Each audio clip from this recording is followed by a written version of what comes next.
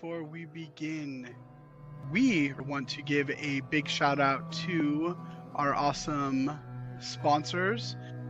The first is the Grumpy Cookies for all of your fandom and D&D related needs or merch, your one-stop shop for all things fandom. Whether you're looking for the perfect Dungeons & Dragons gear, Doctor Who merch, or any other fandom apparel, they've got you covered. Check them out at www.thegrumpycookies.com for all your custom designs and anime clothing needs. And we checked them out last week. They've got a bunch of different anime stuff. They do have their own brand, Grumpy Cookie, self-promotion, of course, but they got tons and tons of different apparel. And they're local, right? Yes, they are local. They are local to us here in Sacramento. Yes, they are. Yeah. So I did not know that. Awesome. Yeah, and of course, a heartfelt thanks to Describe, DSCRYB, the ultimate source for immersive D&D sounds and music. Elevate your game with expertly crafted soundscapes, perfect for any adventuring party, and let them help you bring your world to life. Stay tuned.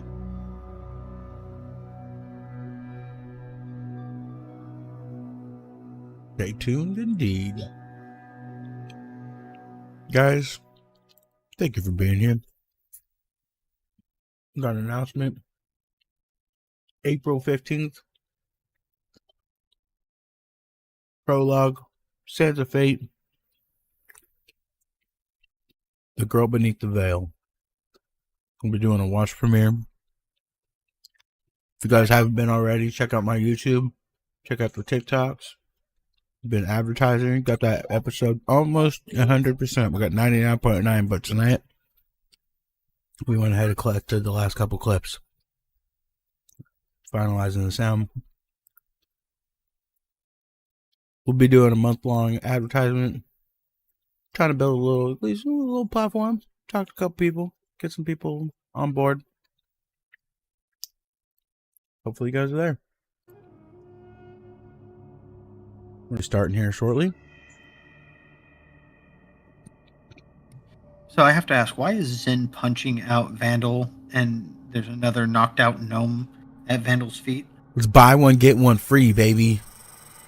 Zen just decided he wanted to start knocking out gnomes for no reason. Zen says these hands are rated E for everyone. Everyone. Yo. No, Vandal's been helping me generate some images for some of our upcoming content.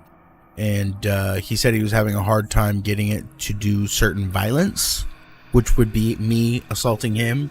But mine had no problem.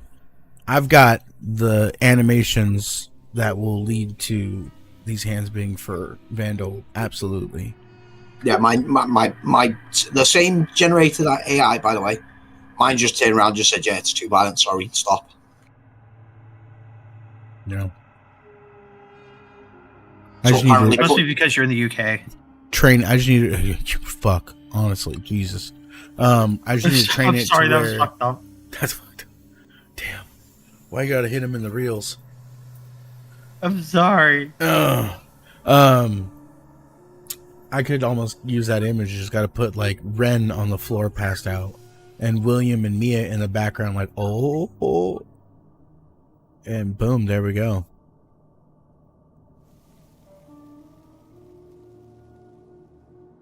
I also fixed my voice changer mod. So for Transform Zen, don't be surprised when I start using that again. Or at least I think it'll work. Hello, Mia. We cannot hear you, but we can... No, we can hear Wait. you. Okay, yeah, we can. You can hear He just wasn't talking yet. Yeah. He was spectating. I was listening. Yeah. Okay. Right. That's good. why we have Yeah. 2 ears good. and 1 mouth. That's right. We're supposed to listen twice as much as Twice we as talk. much as they talk. That's right. Yeah. Oh, I've been doing it wrong. Oh, man. Yeah. It's a good thing you've got some words of wisdom. It's acceptable. Ladies and gentlemen, I'm 3 halves of a whole dumbass. At least you got 3 halves.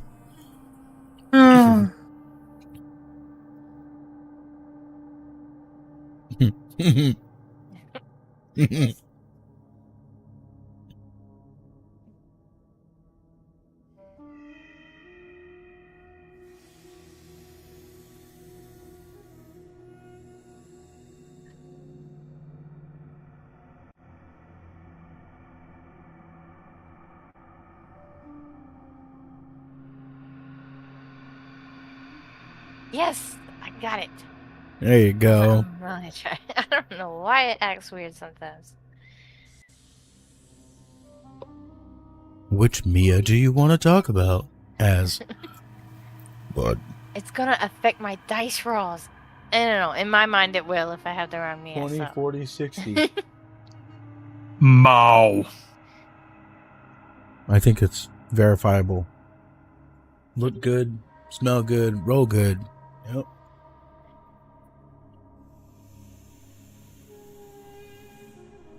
$90.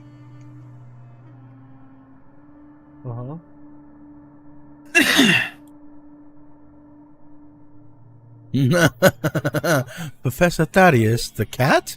Wait. I thought Professor Thaddeus was an owl. He can be. Shapeshifter. Ah, crikey. Next thing I know, he's going to be old crocodile. No, Ooh. it can't be that big. Like a caiman? Maybe. Those are kind of smaller, right? Yeah.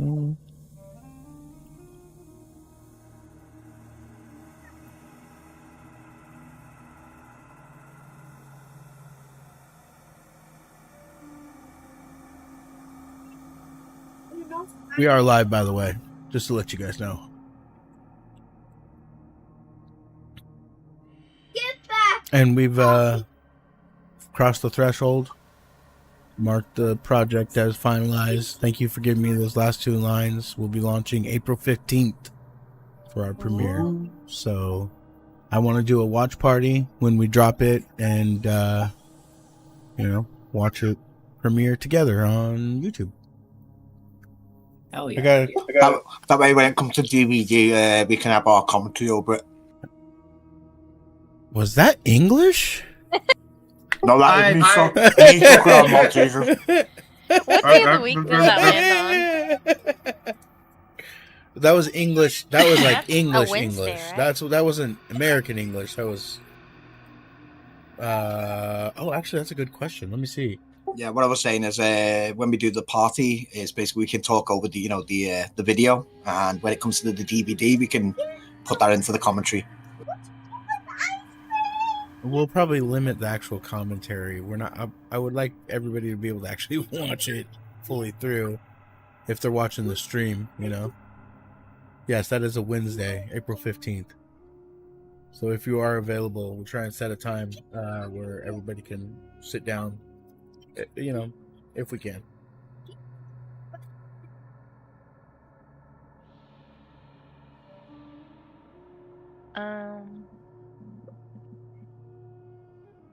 Might be hard to do. At least I know for Sean anyway, because he works. What I would won't that be there be? for that.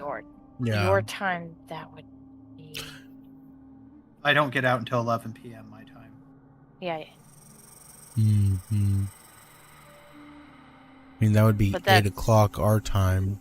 Yeah, that's 8 o'clock their time. So maybe we could do it after you get off. It's not undoable. I could even put it 8 or 9 o'clock my time. It's only a 20-minute premiere, 30-minute premiere. It's not that long.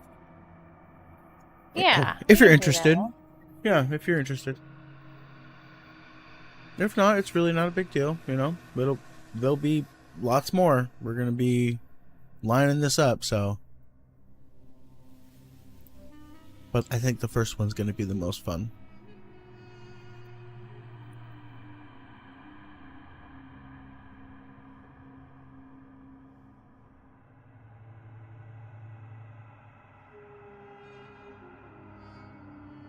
Oh wait, I gotta check my schedule. I think that was actually a day that I work, so that wouldn't work for me then if it works for you. Womp womp. What? I said womp womp. Womp womp. Yeah, I'm pretty sure that was the day that I was working, so let me check. No, actually, no, I'm off. Yay!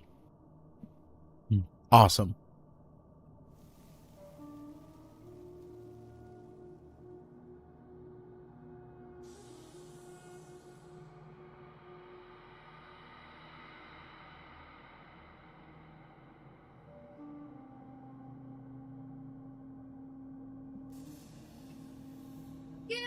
I'm screaming, here we go, here we go. Jump off the edge! Because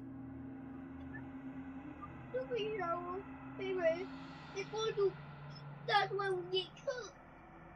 So that's why I jump off the edge. All right, my friends. Are we ready to get into today's episode of Dungeons and Dragons?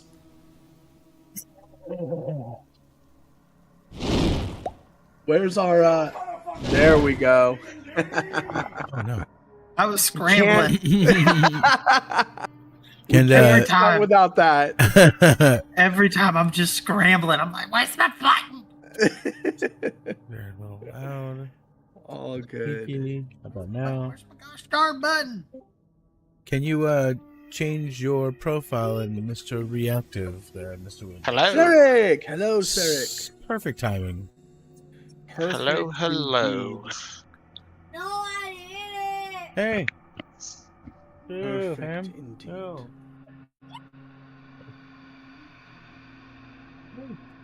All right, we are all ready to go, Zin? Yes, we are live and promoed in and advertised out and ready to do it. Beautiful. Well then, my friends, let us enter into today's episode of Dungeons and Dragons as we suspend our disbelief. Today's episode is The Crossroads. The stone was cold beneath your feet. The air tasted like incense. 4:15 a.m. The hour when night has worn itself thin, but dawn has not yet arrived. The hour when the monastery should be silent, peaceful, wrapped in meditation and rest. Instead, it echoed with screaming. You were walking back to your chambers, William, Nyx, Stolas, and Ceric, exhausted from the conversation with Master Suyin and from the encounter with this new acquaintance, Ridley Dragor. From the weight of revelations that sit in your chest like stones.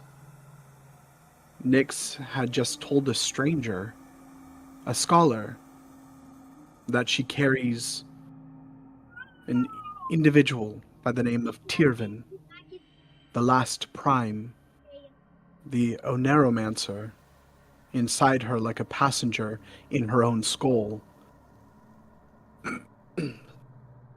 Stolas was turning over the implications of Ridley's knowledge of Dreamsteel, a term so forbidden even hell and heaven agree it should never be spoken. William was taking it all in, and Ceric was keeping watch, holding the weight of what comes next after you leave the monastery. And then Mia screamed. Not a yelp of surprise or a gasp of pain, a raw, primal sound of someone whose mind had touched something that it was not meant to touch and came back changed. William moved first. Of course he did. Before the thought, before hesitation, before fear, just motion, his hand already on his hammer hilt, his body already pivoting toward Mia's chamber.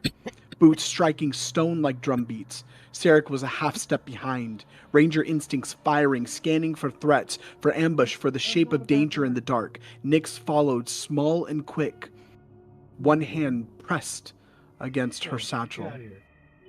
Yes.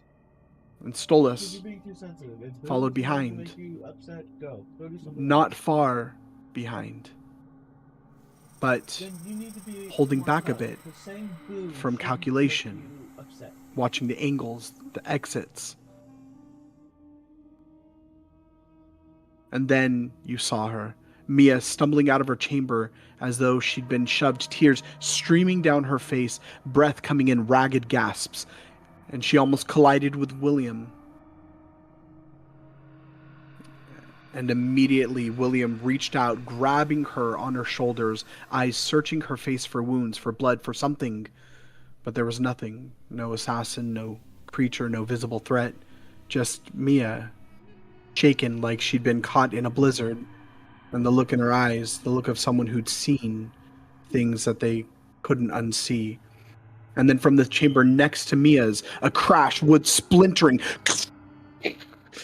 stone scraping, a sound that was half roar, half sob, and Sarek broke away, moving toward the noise with the fluid grace of someone who'd track wounded predators through dense forests.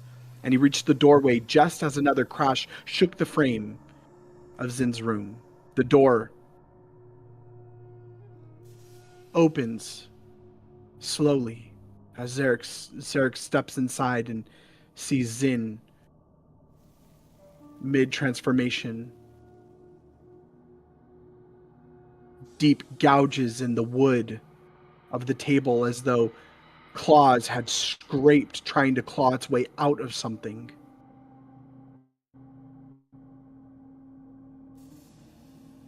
You see Zin in a state of transformation.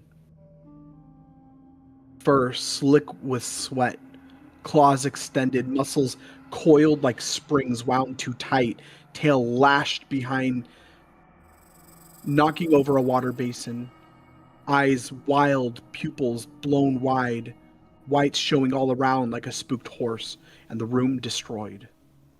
The sleeping mat shredded, brazier overturned, claw marks everywhere. And Zin, crouched in the corner, breathing too fast, staring at his own hands like they belonged to someone else. Like he'd woken up mid-transformation and not remembering that he was doing it. As though something had forced him to shift. And he'd fought in his dreams.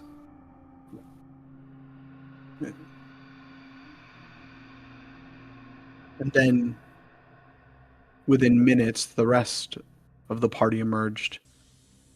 Ren moving like she was underwater, eyes unfocused. Mumbling to herself. Eyes searching. And then glossing over. Vandal staring blankly.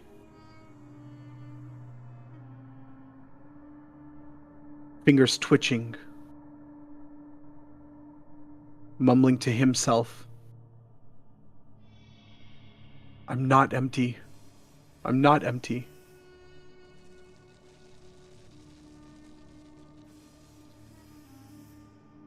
You see your friends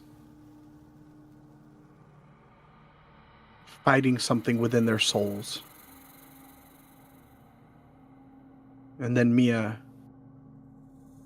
begins to speak, recounting her nightmare.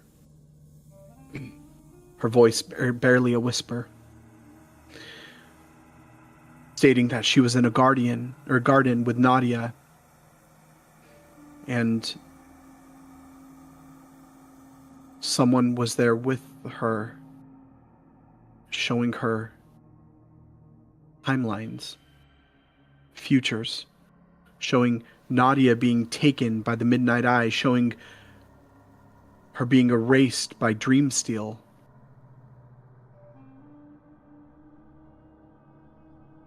Telling her that she needed to kill Nadia. That it was mercy. That it was kinder than letting the Midnight Eye erase her.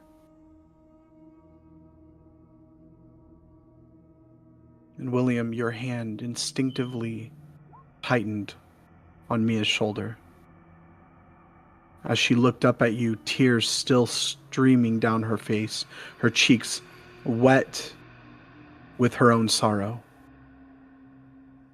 And yet your ear caught it, William. The phrase buried in her nightmare. Dreamsteel. Your jaw tightened, your eyes went somewhere distant, somewhere dark. Because you knew that name, you'd just heard it. And you knew what it meant. Zin, still half shifted for slowly receding, finally spoke through gritted teeth, talking about a forest, a wrong forest, trees that weren't trees, something hunting. And then Ren humming. Vandal, your voice mechanical, flat, talking about your workshop.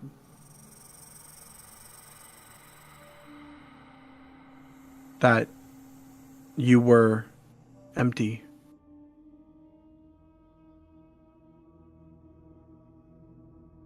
And finally, as you were finishing recounting the tales of your nightmares, each individual,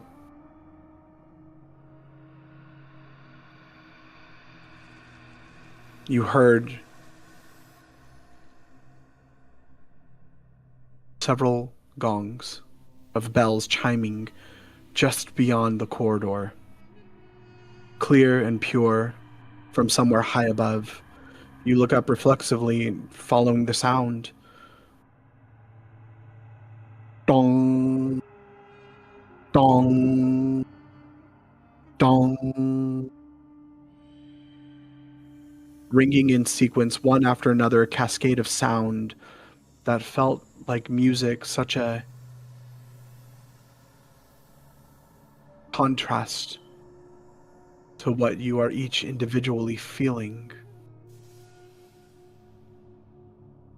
And then silence, routine silence, the silence of a monastery that has kept these rhythms for centuries.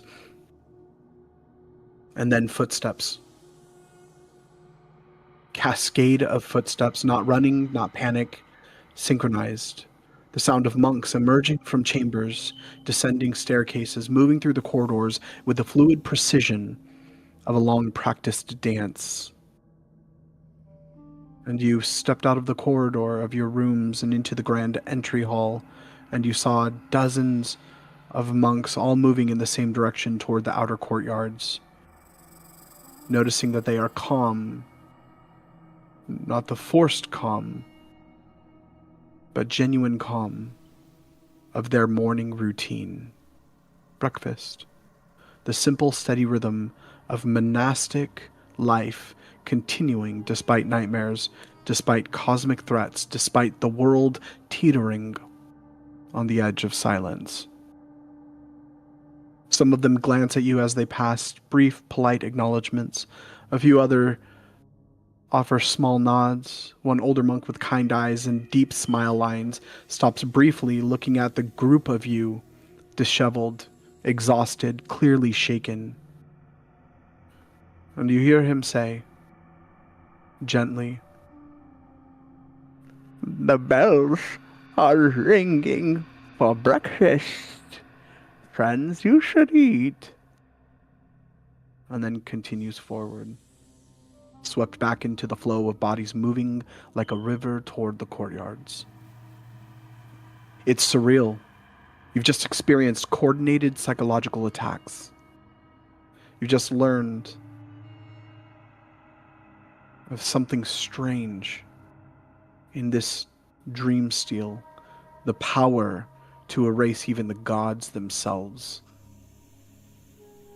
You've just spent the last hour recounting horrors that felt more real than waking. And the monastery's response? Breakfast. The bells ring. The monks process. The world continues. But what else can it do?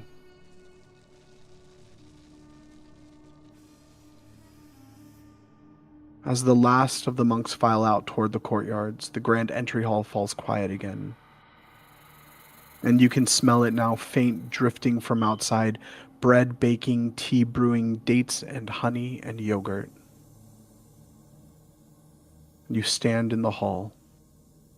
Mia, still leaning a little against William, your breathing finally steadying. Zin, you have fully shifted back, but you notice your hands are still shaking. Ren has stopped humming, though her fingers tap rhythms against her thigh, compulsive and unconscious. Vandal, you feel the weight, the psychological and emotional weight of what you witnessed, wondering if you are only a cog in the multi-wheel of the cosmos. Sarek, you watch, eyes quick, toward the courtyard. Nyx, you're listening. Stolas,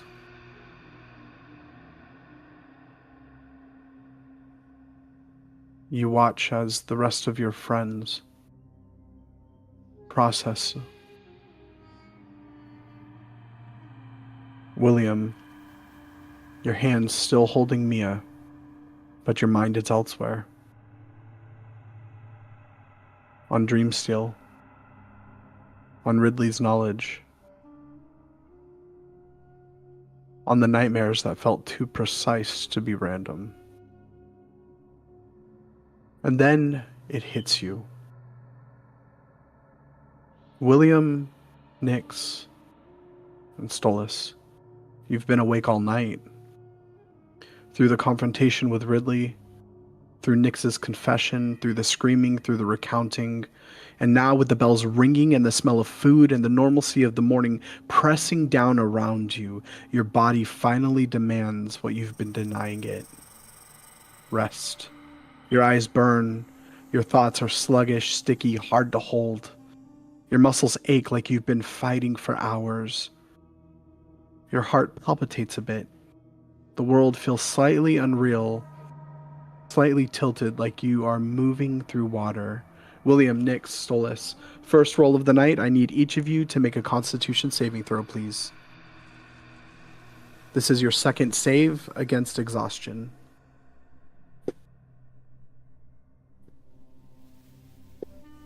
Sam, can you roll for me, please? No! Not one. Just oh, man, you know what? I knew you'd roll that. I'm assuming that doesn't apply to Mizin and... It does not, no. Okay. I need you to understand, I am an entire unit of measurement. Can we please just go to sleep already? Oh, Stolas. Go ahead and rest, sweet prince. I would if I could. This is bullshit. You already had a nap. You gain 1 level of exhaustion. However, the rest of you resist the exhaustion, though you feel the weight of sleeplessness pressing on you like a physical burden. And they're done that, burnt the shirts. I'm sorry, who got exhaustion? Stolas. Aw, man. Hey, do you have any other levels? Someone wanted to go to sleep, but, you know, everyone insisted on recounting their dreams. Hey, go to bed. Was he by chance within 10 feet of me? Yes, he was. Yeah, go to bed. Have your own That would have been a 12. Still exhausted. Oh well. Yeah, no, I know. I Well, tried. I could flash him. Oh my! my. Oh my! That will impose disadvantage. Vandal. Disadvantage from the Hey, shock You can't get after any worse you than what he already rolled. rip open your trench coat. It's a not one. So, do I flash him? Oh my god. He's we Wait, Danny, do you have any other levels of? Yes. Do you have any other levels of exhaustion? No. Okay, I'm flashing him. So, I'm gonna flash him. I come up with an inspiration, seeing everybody around me become dizzy and looking sleepy, and I sort of noticed that Solace is looking a little bit less aware than everybody else. So I sort of shoot him, up with some drugs, specifically this one. Drugs. Oh, nice. We're just about to go to sleep. Sleep? What do you need sleep for? Here, boom. So You can sleep when you're dead. So you gain a +5 to your save, and also you need to roll to see what intelligence you get out of it as well. Well, that's if he drinks it. It's I a don't have a it was choice. He injected. shot me. Oh, The normal vandal process. Stolas is tired. He's like he's not active. Listen, right now. listen. It's just a little prick. It says, just walked over to you. It's like the fucking tattoo gun. It's just, psst. There you go. Yeah. What the hell was that? Ah, it's a little liquid something. A little liquid courage. Mm-hmm. Do Listen, you want to roll it's, for that as well, Solace, or? That's for overusing this. Would that? Oh, you still roll a d6. That would not apply right now. No. Yeah, you still roll a d6 though to increase your intelligence. Yes, that you do. Oh, There you go. You're Plus intelligent. fucking eyes dilate. Yeah. You see a little bit of foam starting to come out of his mouth, but he's fine. he starts to turn into his rat form. I know all of the world and the universe.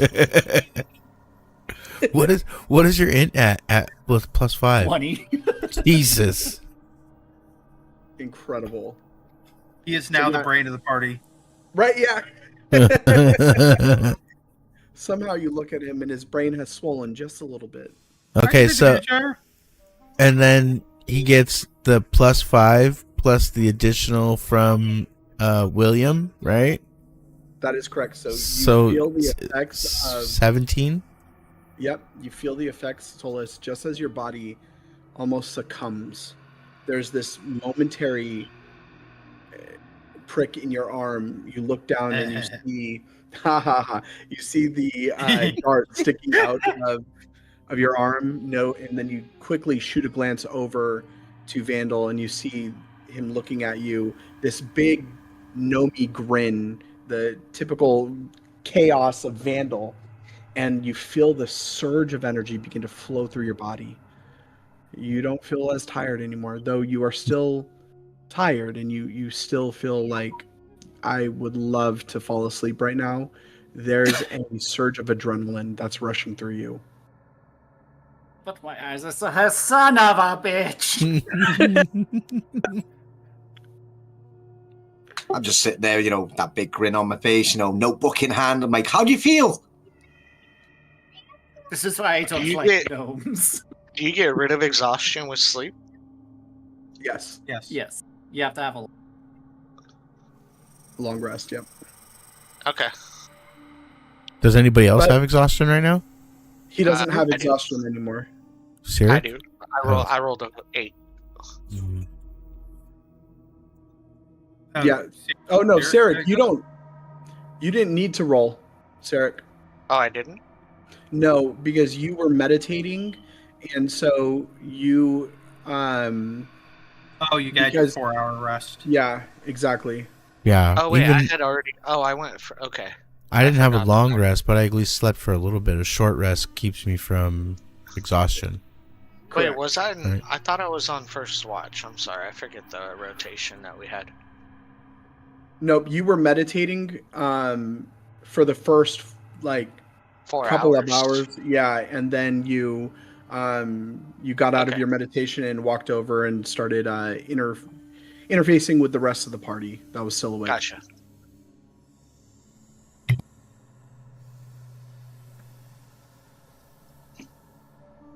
With that, my friends, you hear the last of the monks proceed to the courtyard. You smell the breakfast. Ooh. What are you guys doing? It is now 4:30 a.m.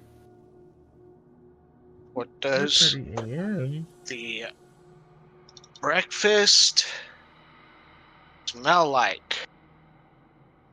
You smell oats and honey, yogurt, fruit, some fresh baked bread that is now beginning to seep into the interior of the monastery.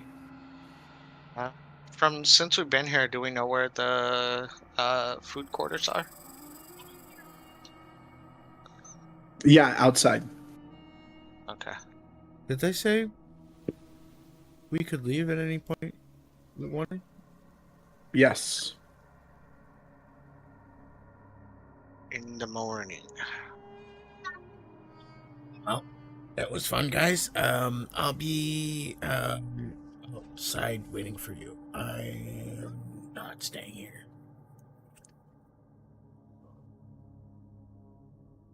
I look at Zin. You're going to skip breakfast? I don't like this place. Nope. I'll go find breakfast somewhere else. It's not my first time. And Zen is gonna start making his way towards leaving, like still shaken from what just happened.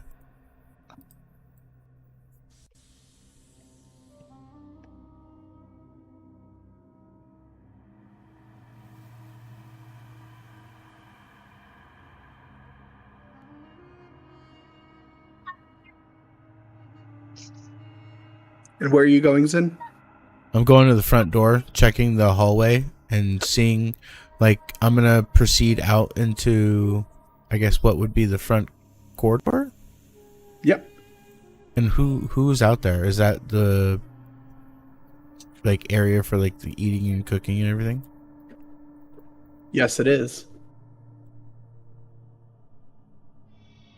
Bear with me really quick.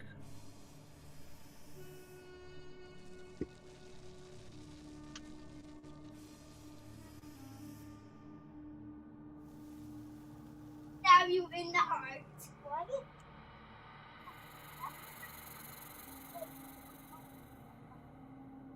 Then pretend this was the cover and it covers even your head. No. Listen, but pretend no one had to see you.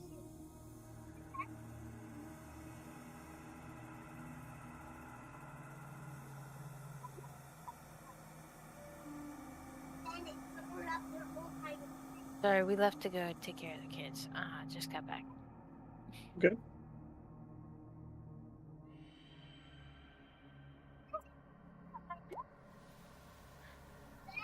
This little pillow is one of the graphics. I guess if we aren't hanging around here, should we just head back to the inn?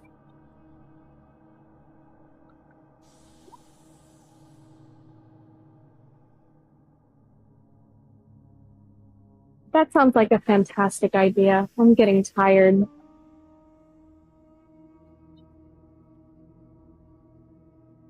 That's it? I'm in favor to do what the party wishes to do, so it's probably in our best interest if the monkey has ran off.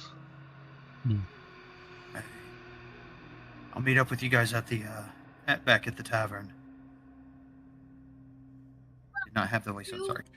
I will meet up with you guys back at the tavern. You all He's- just gonna leave now? Nobody's curious? William's going to actually Are you see about heading to the mess hall, as it were. He's doubtful that he'll see Nadia there, but still, he is going in hopes.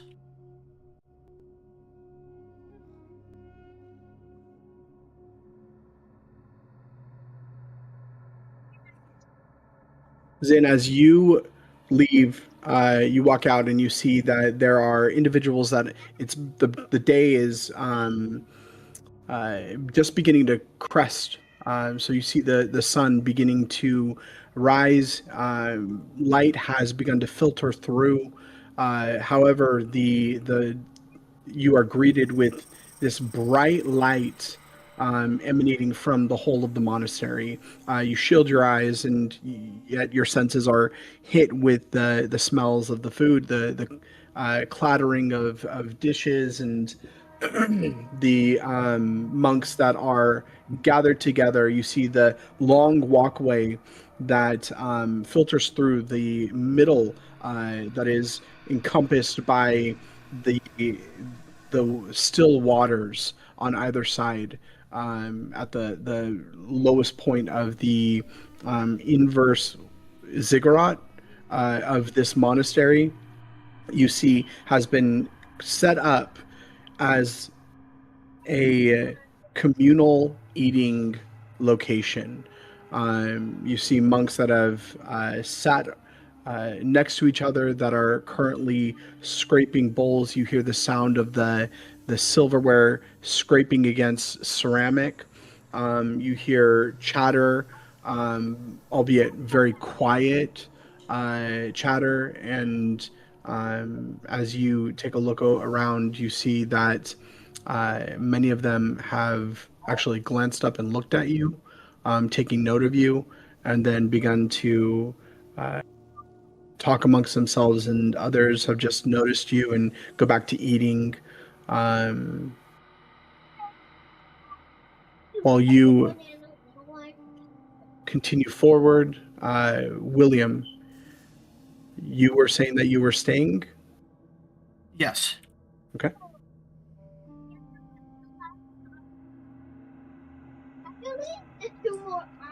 What are the rest of you doing?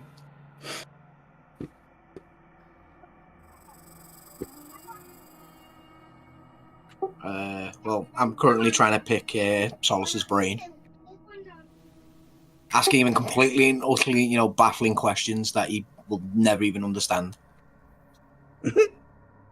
Such as the fundamentals of, arcane magic. Does he know about the, the tablets of fate? You understand, the star constellations are, a definitive map. As you ask him these questions, he does not respond to any of them. His eyes are droopy. He's looking at you. Like, is this really the time?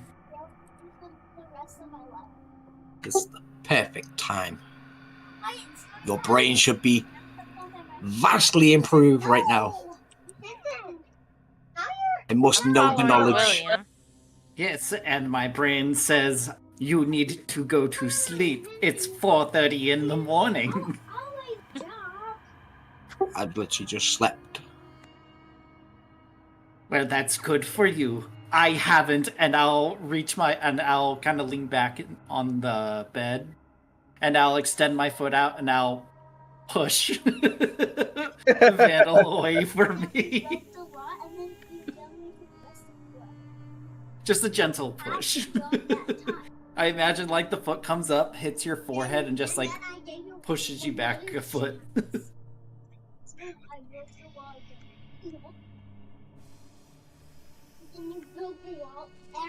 And I sort of I'm mumbling to myself, scribbling on the page, subject seems to be slightly aggravated. Maybe lower dosage next time. Oh, wow. I wonder what that from.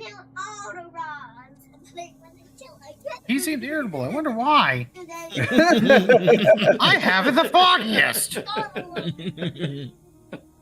It's only a game. Why have to be so mad?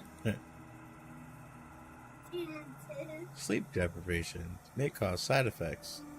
Right? Violence. What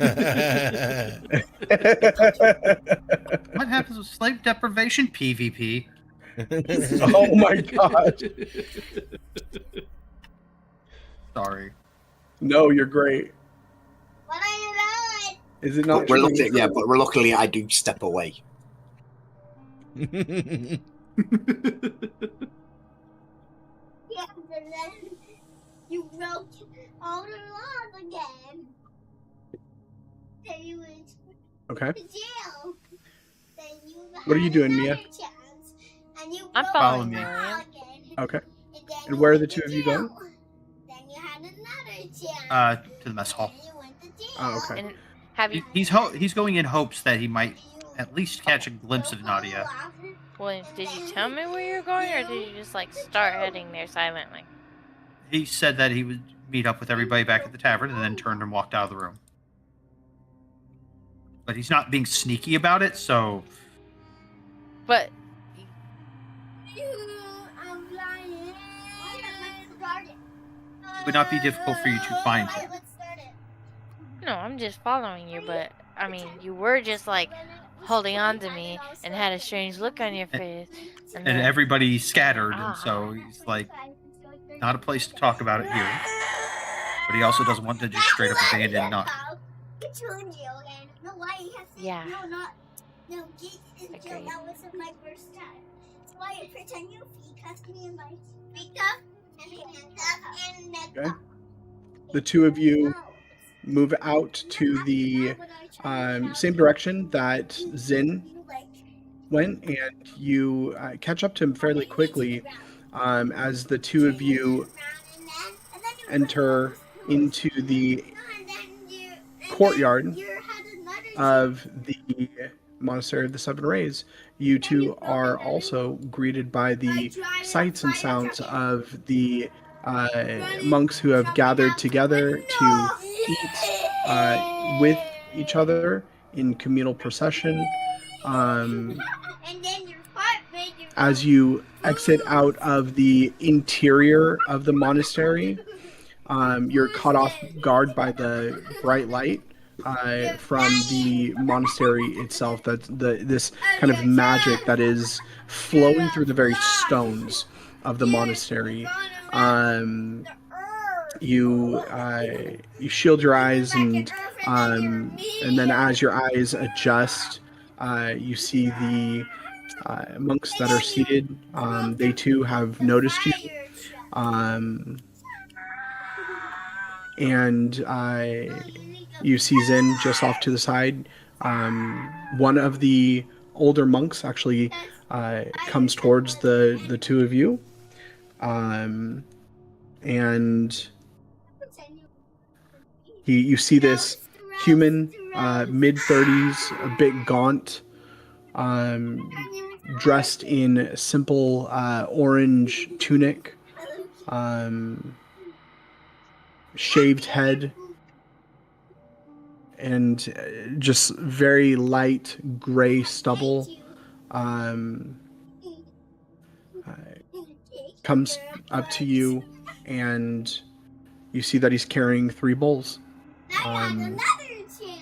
Hands each of you a bowl and says,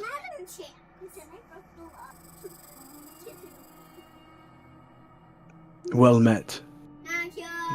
I'm Brother Yasin. Would you like to join us for breakfast?" There's a moment of hesitation before William would nod and accept the plate.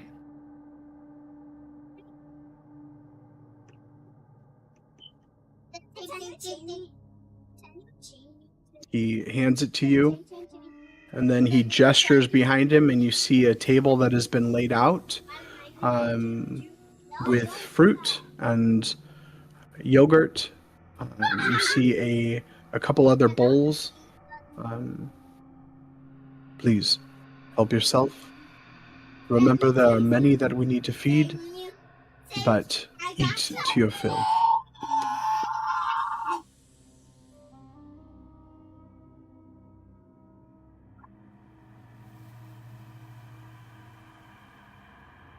Would I potentially recognize the, for lack of better terms, the port of origin of the food? Give Give me a survival check.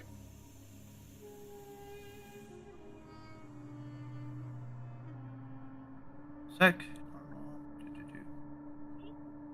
Nah. Unfortunately, it kind of looks like everything you've come across before. So nothing that would distinguish it, or at least that you can see that would distinguish it as far as where it may come from. And you said it was just a bowl of whatever. Yeah, it was. You were handed an empty bowl, and gestured over to a long table, just off to the side to the right of the stairs that you came through, and you see that the table has been set up with a series of other bowls. Inside the bowl, one of the bowls. Have you guys actually gone to the table at this point? I'm teetering between accepting the hospitality and Zin's hunger is getting over his fear of what just happened and canceling out his fight or flight mode, because technically I want to say he probably wouldn't even take the bowl and he would literally be climbing or scaling the building and telling the group we need to go. Sure. So, yeah, from your vantage point, Zin, you see a bowl, a large bowl that has been filled, and you as well, William. However, you have actually gotten closer to the table, so I'll give you a little bit more detail. But basically, what you guys are seeing is a large bowl that has been heaped with fruit of various types, melons and strawberries, some bananas that have been cut, sliced into it, apples, some other fruit that is close to the region of Nathong. You see, let's see.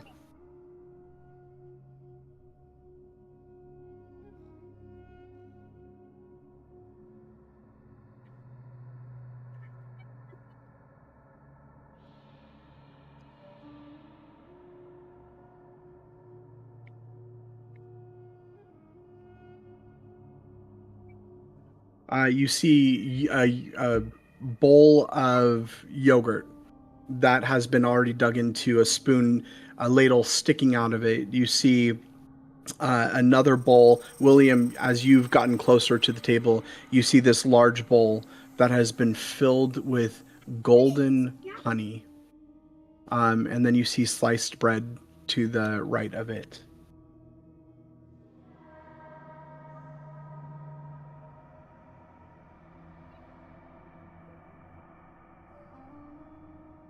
So, Zin is torn between getting ready to actually climb up one of these pillars or posts or wall, but side eyes the food and becomes very aware of what's going on over there, and then looks back up again and goes to looking and literally goes to grab on to start climbing and stops and then looks behind him again. Okay. And then goes back to start climbing again, but then tilts his head sideways, turns around, takes the bowl, and makes his way to the table. I was going to ask, is there like a big bowl of fruit, particularly those of a slightly oblong, curved nature with a yellow peel? We could stay, there is. Just for a little while longer. As you grab the bowl, William kind of picks up one of these yellow fruits and looks to you. Shakes it just slightly. I don't like this place at all. What just happened is not acceptable. I don't know what you guys have going on around here. And I don't know what you guys have done with Nadia. And I will partake of this delicious spread. He takes a banana, dips it in the honey, takes a giant bite, skin and all. But I appreciate the food. But we gotta go soon. There's other things we gotta take care of. And then he just begins to at least fill up this plate with a little bit of this, a little bit of that, like 7 bananas. Grapes, you know. Yeah, you see quite a few bananas. You see, as you actually get closer, both of you see some dates as well, some fresh figs that have been split open to reveal the interior, and then you see off to the side as well. You see starfall grapes, which Zin, you would know are native to the mountain vineyards in this region. You see sun hearts. They appear like small apricot-sized, with gold and amber light.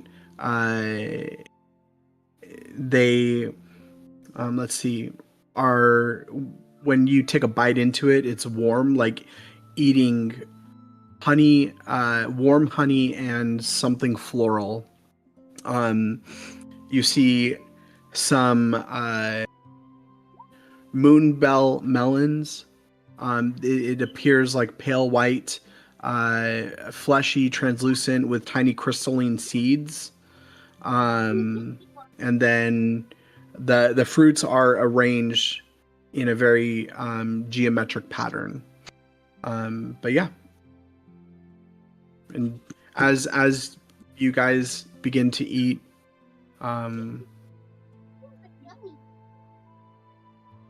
they take note of you, the monks. And what are you guys doing right now? Well, eating. Okay. But William is going to be actively kind of looking to see if he can see Nadia while eating. Like, he does not seek to, in hopes to be able to like approach her or anything. He just wants to get visual confirmation that she's there, that they at least are appearing to be, actively caring after her. Mm-hmm. Unfortunately, you don't see her. No, you're not.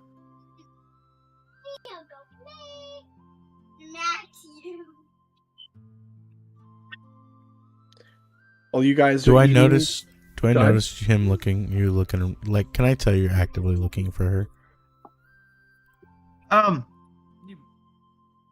We've been friends long enough that I'm pretty sure that you're confident that you got an idea of what I'm doing there. I am subtle as moose. They told you we weren't going to see her. She's in whatever confinement.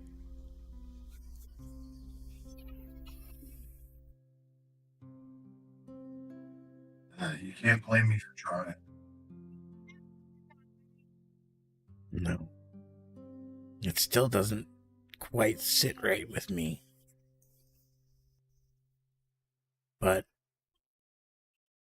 we finished that part of the journey, and we have other things to take care of. So we gotta hope we did the right thing and kind of let go.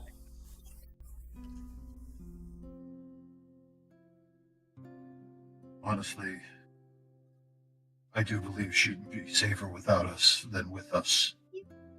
Danger tends to follow very closely behind.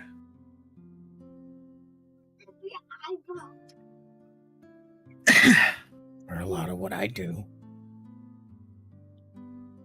I go looking for the danger. And we can't do that with her around. So I agree.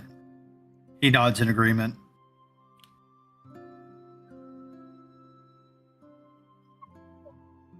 Even when the danger comes, though, I know I've found a couple of people that I can rely on. He grabs another thing, fucking eats a whole fucking mango or whatever. All right, did he eat the pit? I mean, probably. He may have chewed a little bit, but really, honestly, it's just wrong. The amount of throating. Anyways. When it comes to mangoes, he is the Gawk Gawk 9000. I am done. You opened the door. I walked straight in. I'm sorry. I'm not apologizing, but he bites one edge, he bites the other. He just puts the whole thing in his mouth, takes a drink of water, and just.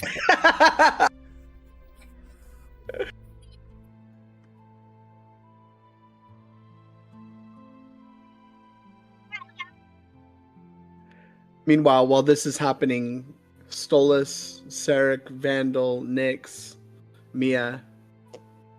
Mia, are you with William still? Yes. Okay.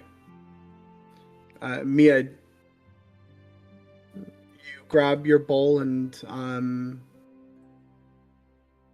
you begin to fill it. Was there anything that you wanted to address?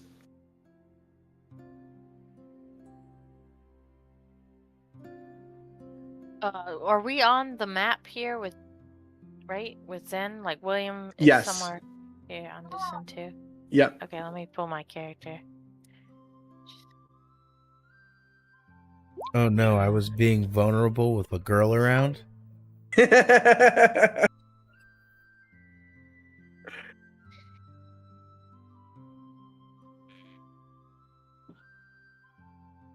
Yeah, you guys.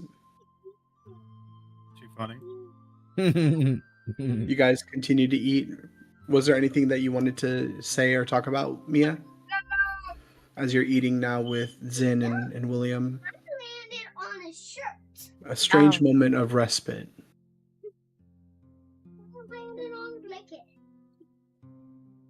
So what's the plan? Your diamond started when they fall. Mine landed. I don't know. I don't know. Mine was No, it's great. That's great. I don't know. I think it was either get gay weather or going back home and seeing what Amir is up to. I also had a couple places I want to stop on the way, but we'll kind of see which way the wind blows. Are you interested in going to the waterfall area to like seek further answers about all the weird stuff? I don't know. Back in here?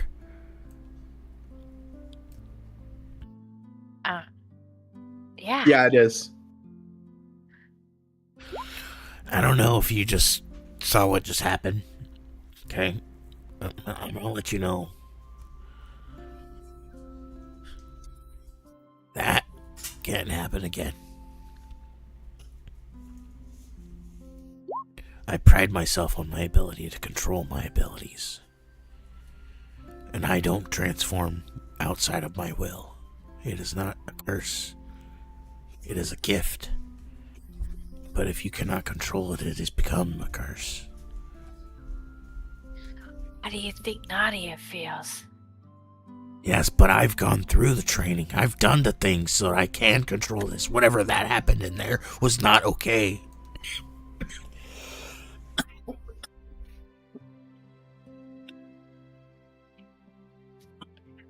Okay.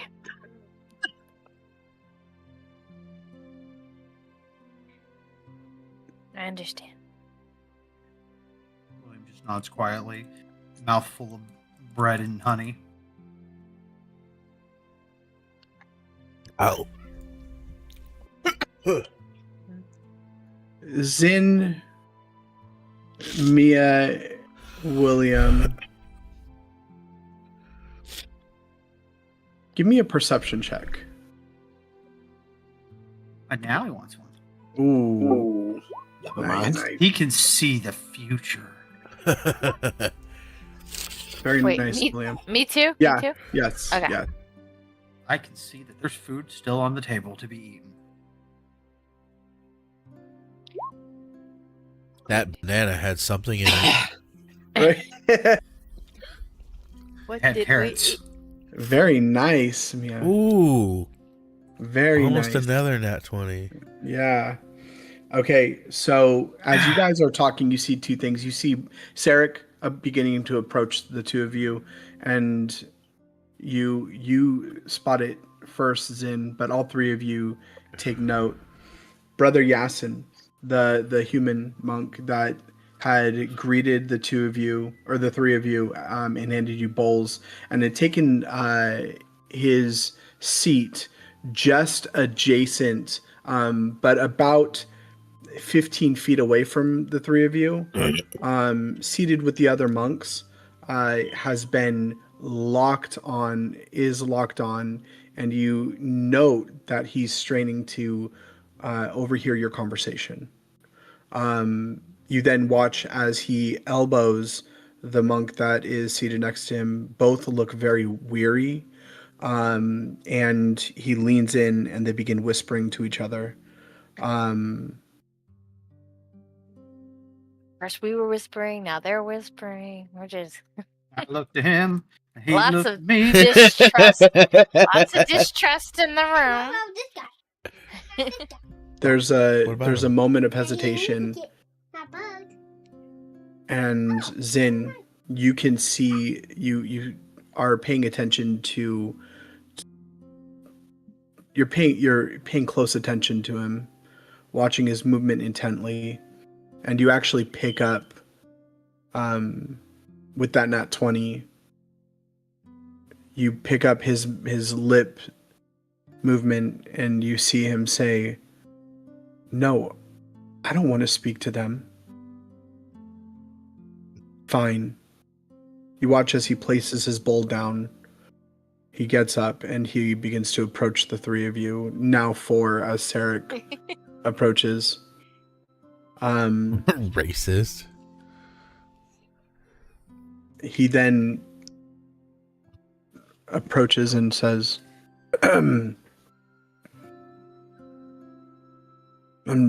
"May I speak to you?"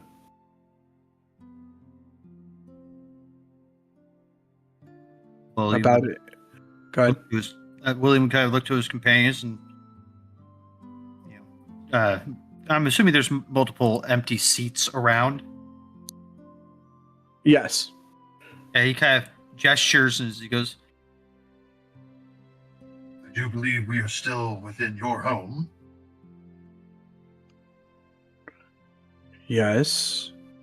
However, it is our guesting laws that dictate that we are to treat our guests with the same proximity and manners as we would our own.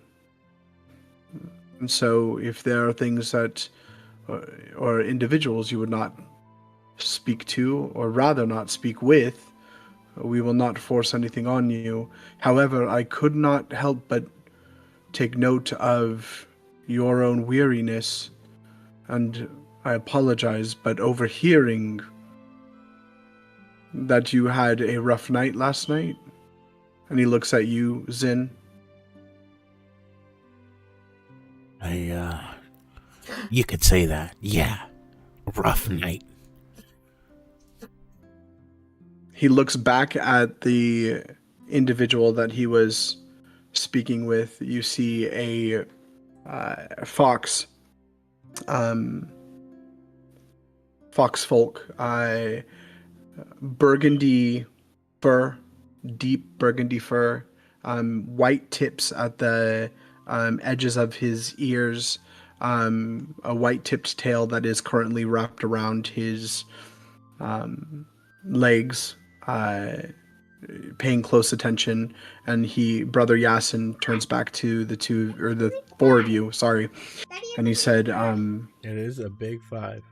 "You had nightmares too, didn't you?" "We all did. Every monk in the monastery. Master Batu says it's because the dream realm is fluctuating. But I've been here 12 years and I've never felt anything like this."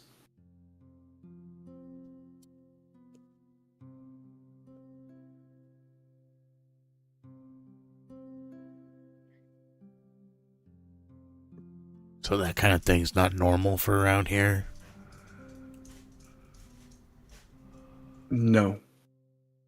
Not at all.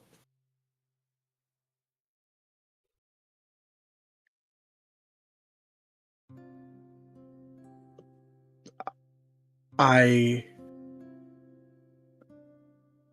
am afraid to sleep. Every time I close my eyes, I see the monastery burning. I see the child dead.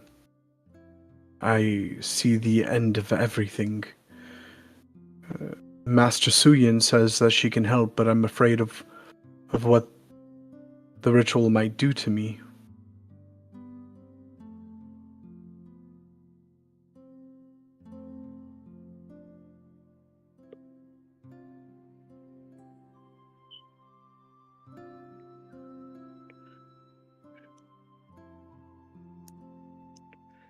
Have you had nightmares before this? No, Fruit snacks.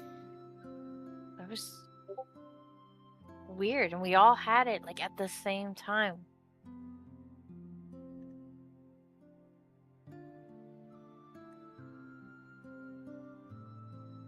But they were different. They were all different, but similar. And having May I nightmares. ask what yours was?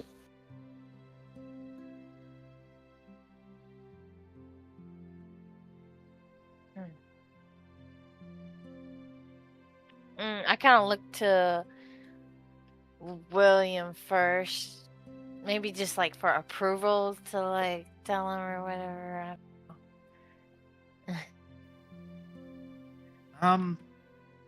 Like, roll an insight on this guy. Yeah, that's a good idea. Very nice. Trying to get a gauge on, like, is he genuinely speaking to us from a place of concern over his own nightmares, as well as like what these nightmares could be implicating, or is he, is there nefarious vibes going on or not? Very nice.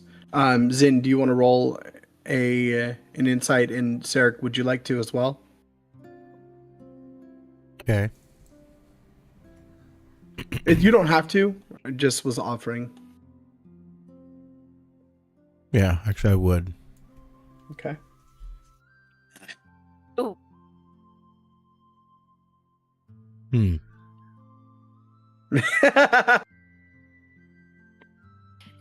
There has to be balance. 2 really good insights, 2 not so good insights.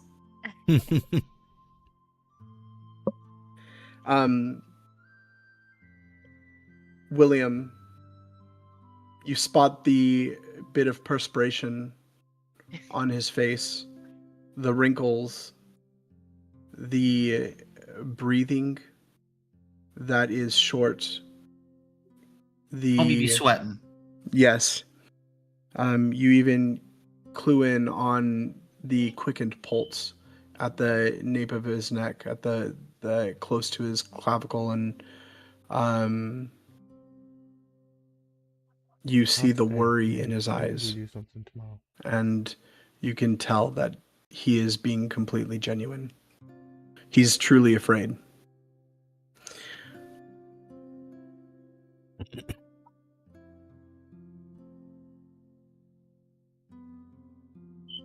a little tightening at the corners of William's eyes. Not a full squint, but just he's unsure how to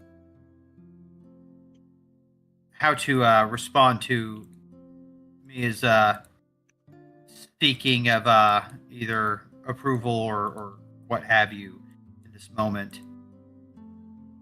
William is unsure what exactly her nightmare what kind of fears it may stoke or not. Well, whatever I told you the other day, I was just basically.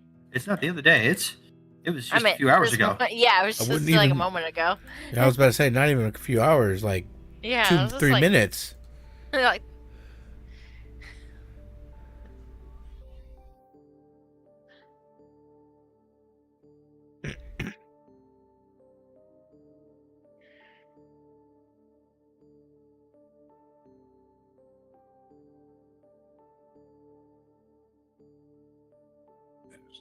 If you don't want to share yours, I understand. But he looks at each of you. They were... Hello, welcome. Ren! Ren! Yay! Hello. Welcome. You're a bard. Hi, Ren. Is she? Not her fault. Her fingers broke. Right. He says, I will tell you this. As I've said, I've been here 12 years. I've meditated through earthquakes. I've fasted for 40 days. I've stood watch in blizzards. And I've never felt anything like this. The nightmares weren't random, were they? They were personal. Designed like someone reached into your head and found the thing that scares you most. That is what each of us, every monk here at the monastery, including the masters, have all seen and been through. I have not slept for 4 days. Did you? I've been having them for weeks now, He hit you since with before you arrived. At first, I thought it was just stress. We all knew something was coming. The monks had been preparing, training, fortifying. But the dreams kept getting worse, more specific, more real. Do you think they're trying to tell us something? I don't know. If they are... What? Because it is only our fears. The dream that I had most recent, last night. No, I'm sorry. 5 nights ago. Gods. There has to be something more to it, because it wasn't just a dream. Just dreams don't... It caused me to transform. There's definitely something bigger at play there. But that's probably not too surprising with, I guess, new guests in the building. Well, our concerns... Our concerns is... And what scares me the most is... What if they are prophetic? What if they are, like you said, trying to tell us something? What if I'm seeing the future? What if it's a warning in there that something that could save lives, and we're missing it? Or I'm missing it because I'm a coward? He looks down at his hands. Or what if they're not? What if my mind is just breaking, inventing horrors because I'm so afraid of what's coming I can't distinguish fear from foresight?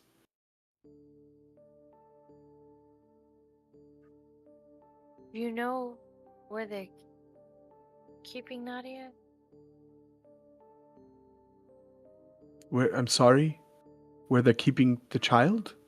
Yes. Yes, down in the archives. The lowest level.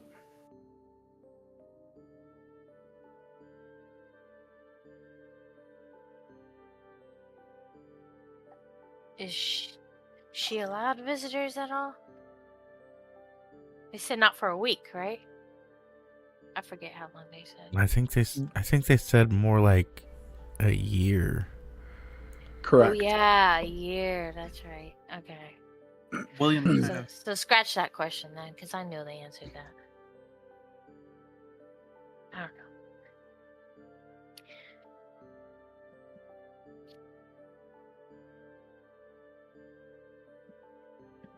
If this isn't where we were gonna leave her, we shouldn't have let her go. I think at this point we kind of just gotta believe they have the best intent. Or blow the doors off the place. He eats another piece of fruit. William kind of chuckles nodding towards Zen up until the blow the doors off, and at which point he chuckles a little harder, shaking his head instead. And then he looks to the scared monk as he goes, I am of the inclination. Whatever is sending these visions, I do not believe they seek to warn. I believe they seek to manipulate. I believe that any who try to prevent these nightmares from coming through whatever potentially heinous means they may will find themselves ushering in the nightmares to come.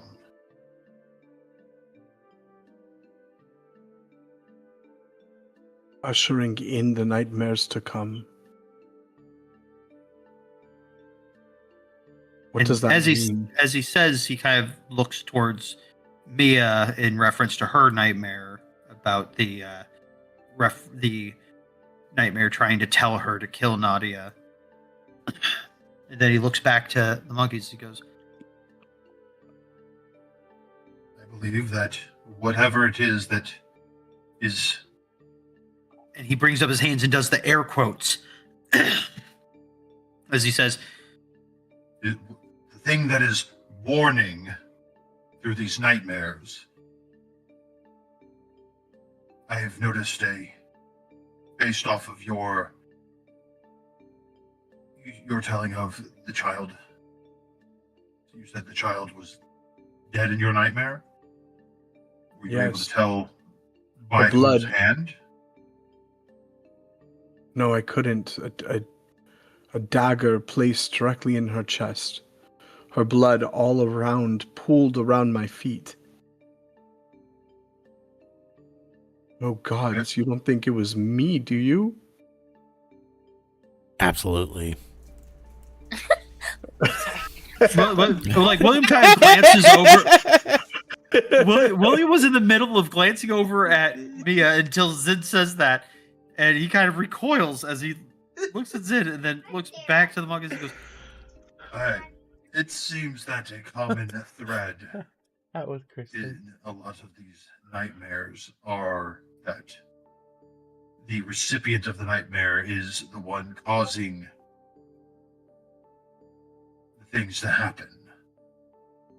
Most likely, if whoever seeks to try to stave off the bad things by taking the... And he kind of pauses, mulling for the words. The easy path. Again, doing the air quotes. Of harming the child in hopes of staving off something worse will in fact welcome in the something worse. I do believe with the entirety of my being that protecting her is the best way to prevent whatever is knocking at that metaphysical door from coming through. So you think whoever's creating the nightmares is trying to get somebody here to kill her? It's reaching out to everyone's minds and any one person who follows through to trying to get somebody. Yep. And to which he kind of... William looks like he just ate something sour. He goes, That sounds on brand with Gareth. It sounds on brand for really any number of them. I mean... Investigation. I honestly couldn't be that surprised if the girl herself had this happen when she was dreaming. We've seen things. Her powers are strong. Maybe she gave everybody else nightmares that night, and maybe she slept peacefully. There could be any reasons of things that happened. But I know that you said one thing that struck me true. It was everybody's worst nightmares. The worst things you could see, whatever personalized subject that was. Is that a connection? That may be the one connection. Fear can lead people to do things that terrible things they wouldn't do otherwise. Fear leads to desperation. I think what you said was right, William. I think if we save her, I think, just maybe, we can change even fate.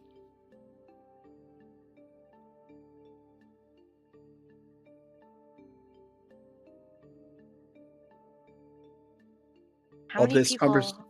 Go ahead, Mia. How many people have access to her room?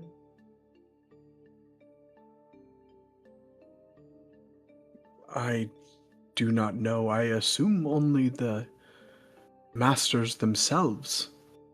And the one female monk that tends to her needs. That is how I've seen it done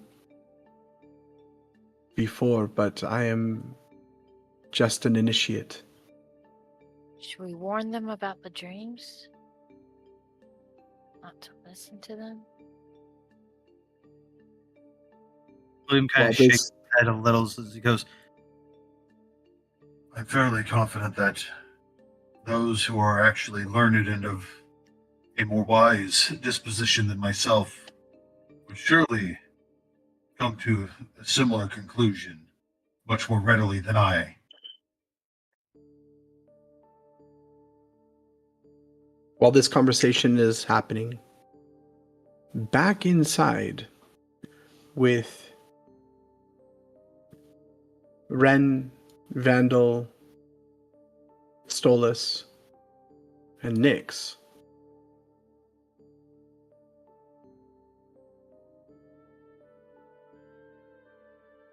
What are the four of you doing? Presumably, he's being left alone. He's trying to get some sleep.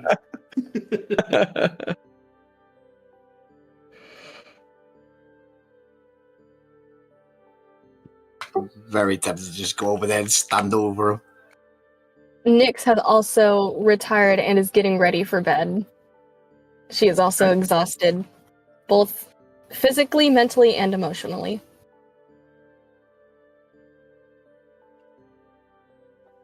Beautiful. Vandal, what are you doing? Are there any people around that I can, question? Because I want to find out if there's a laboratory anywhere.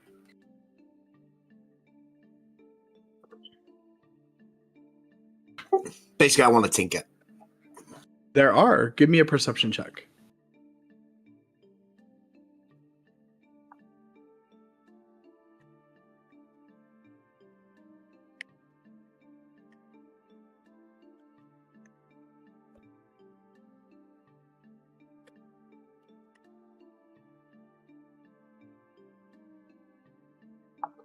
Beautiful.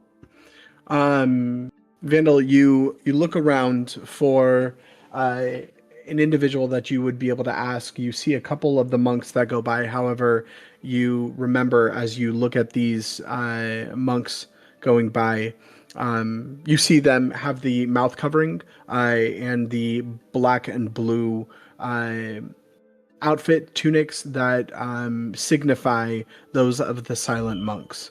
And you remember that these are the individuals that have had their tongues removed. So you allow them to pass by. As you continue to walk down the corridors,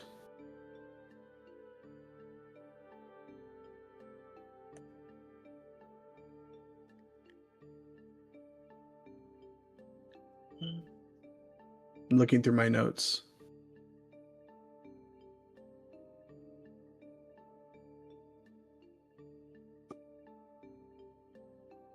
As you continue looking through the corridors of this interior of the monastery, Vandal,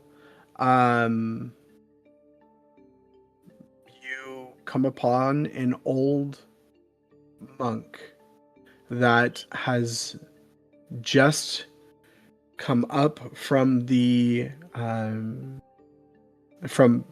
stairwell that leads below this section of the monastery. You see this man, chocolate skin. Roughly, you would put him at about in his 60s. You see he has dreads that have been pulled back and have a ring of brownish gold silk that has been tied to put them in a makeshift ponytail. You see he is currently holding a few documents, parchments, in his underneath his left arm, and he is wearing a deep brown, almost black monk's tunic suit, covering just to his elbows, and you see etchings on both of his forearms, tattooed, engraved into his skin in intricate designs, very, very tightly wrapped around his calves, boots, and as he's passing by, you would pick him as the individual to speak with. So I would sort of be looking at him, and I was like, "Excuse me, you wouldn't by happen to know exactly where the laboratory of this place is?"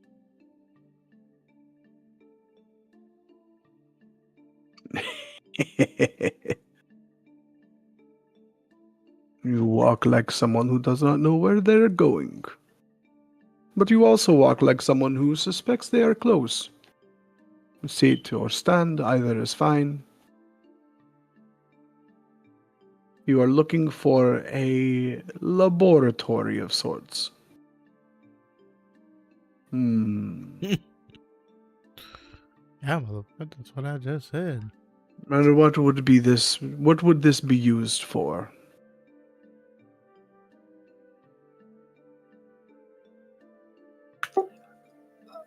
I sort of look at him and I'm like, "Are you really sure you want to be asking me that question?" And I sort of pull out a scroll as well from my bag, and I unroll it, and basically it rolls across the floor, keeps going, keep going. And he goes, "So which one would you like me to pick? Like, here's all the things that I want to be experimenting with." You mean a maker? We've had a few over the years. The monastery does not advertise such things. But it has always needed the mechanisms for the granary lifts, the door seals on the inner sanctum, the clock in the east tower that no one touched in 30 years. The most recent would be the one they call the Brass Hermit. Workshop is down in the sublevel, past the meditation grottos, left at the iron door with the crescent scored into it. I say was because the room is still there. Whether the hermit is still there is a different question entirely. However, my friend, you need special permission to pass through those sacred halls. My eyebrow just literally sort of twitches at that. Right, when you say special permission, are you saying there's magical doors preventing me from going there, or just, a bunch of people there? He nods. Yes. Magical door or people? Yes. He nods again. Yes. I pitch the bridge of my nose. I'm like, okay, where do I get permission then? Where does one get permission? Well, that would need to be the masters themselves. give you your this one right there. Okay, so let's just take apart what we're saying here. So you want me to experiment, not in a place where it is safe to experiment, but you want me to experiment out in the open where I could possibly blow this place up. That'd be Is that okay what by you're saying? me. I mean, okay, I don't mean that. I don't mean that. I said no such thing, and he slaps you on the back. But I see what you are getting at. Probably not the best. That would mean you would need that special permission. Do you have special permission? I do. Fantastic. Then lead the way. You would need, and he shuffles the papers, and he pulls out, he reaches into his tunic, and he pulls out a small golden flame trinket that is hanging on a chain around his neck. You watch as you look at it, you see it begin to glow an effervescent green. And he holds it with his right hand and says, you would need one of these to get past the barriers that they have placed around. And each one is given specifically to the, key of each individual, tied specifically to them. Unfortunately, even if I wanted to, I would not be able to get you through. And then he tucks it back in his shirt.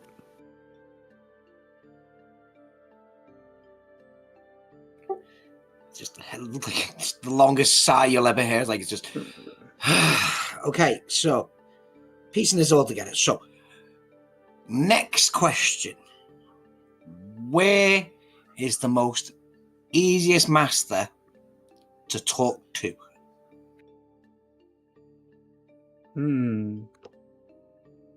And is he possibly available as well?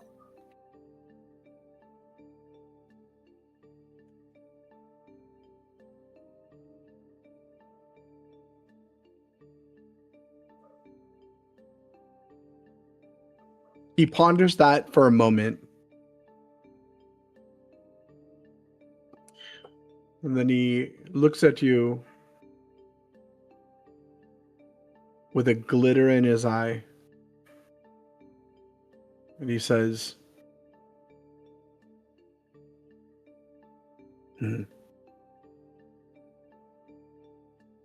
Master Batu would be the easiest. Next to Master Batu would be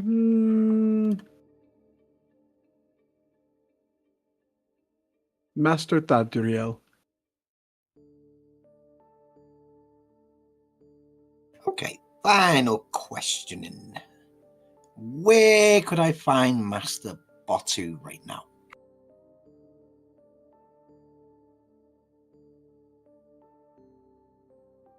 I have no idea.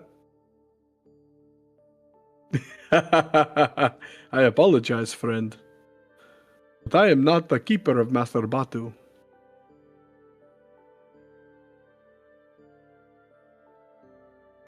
Let's check my random assortment of random garbage.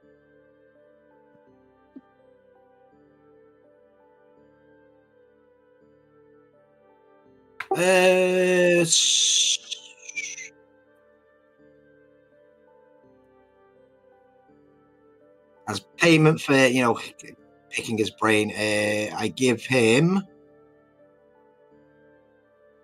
a water skin.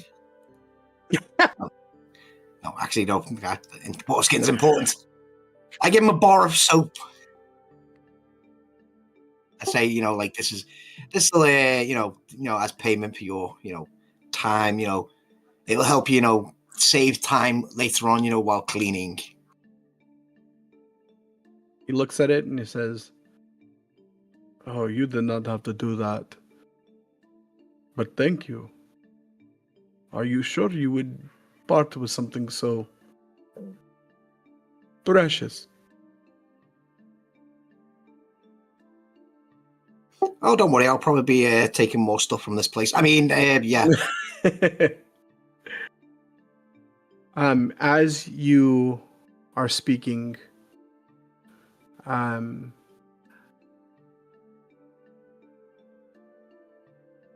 you see another individual come into the interior, the grand entry hall.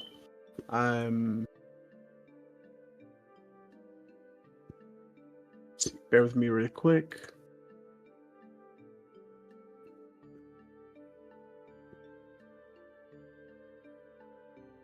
And you see Master Suyin leading this young individual. Master Suyin spots you, Vandal, and begins to wave at you, moves towards you, and the man that you're speaking with says, well, good luck. I wish you the best. I hope you find what you are looking for. Master. I looked at him and then looked at the master and I'm like, okay, but Master Suyin says, yes, just who I was looking for. And where are the rest of your companions? Probably causing some kind of commotion somewhere, or having an argument with each other. It's normally how it goes.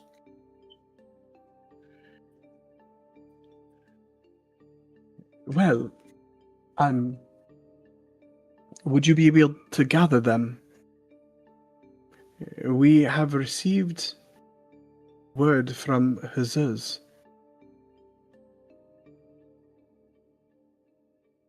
And she gestures to, you see this young 20-something tiefling, black, dark, charcoal-colored skin, a single red eye, and then a normal-colored eye. The right eye is red and black scapula. The left eye is normal-looking, so it's chroma-colored, and these red horns that jut forward from his temples, from just above his temples, either side of his forehead, and then curve back into a circle-like fashion, almost like ram's horns. Cotton-colored shirt that is faded and worn and dirty. And he says, I've been sent from the Ruby of the Sands.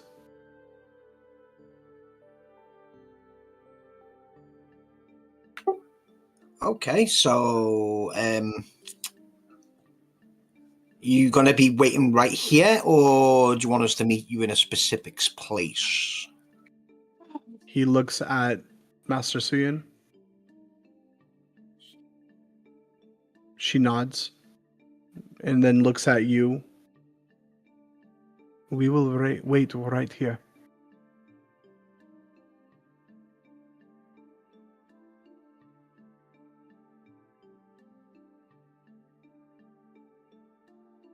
I forget.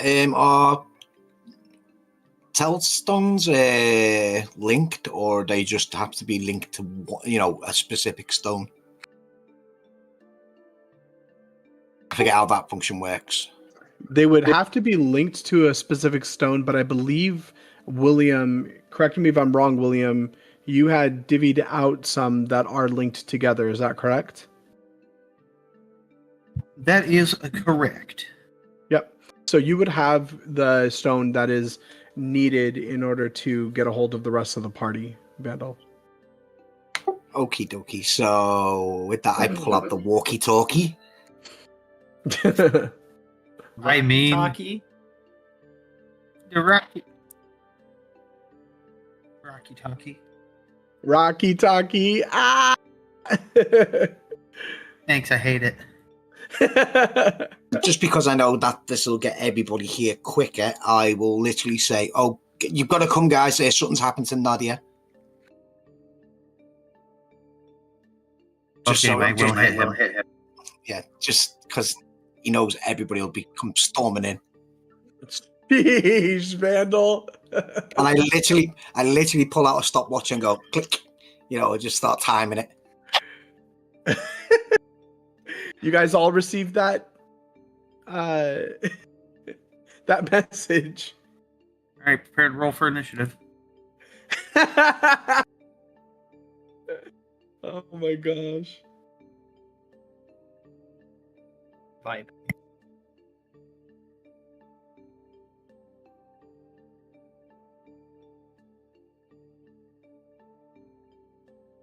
And while you all are gathering, Vandal, give me a deception.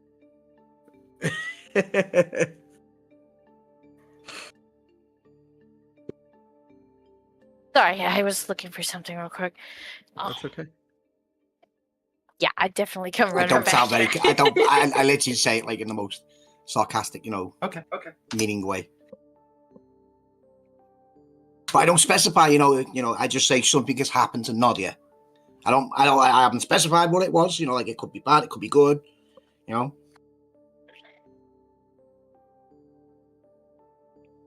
However, you would immediately read through it, Stolas.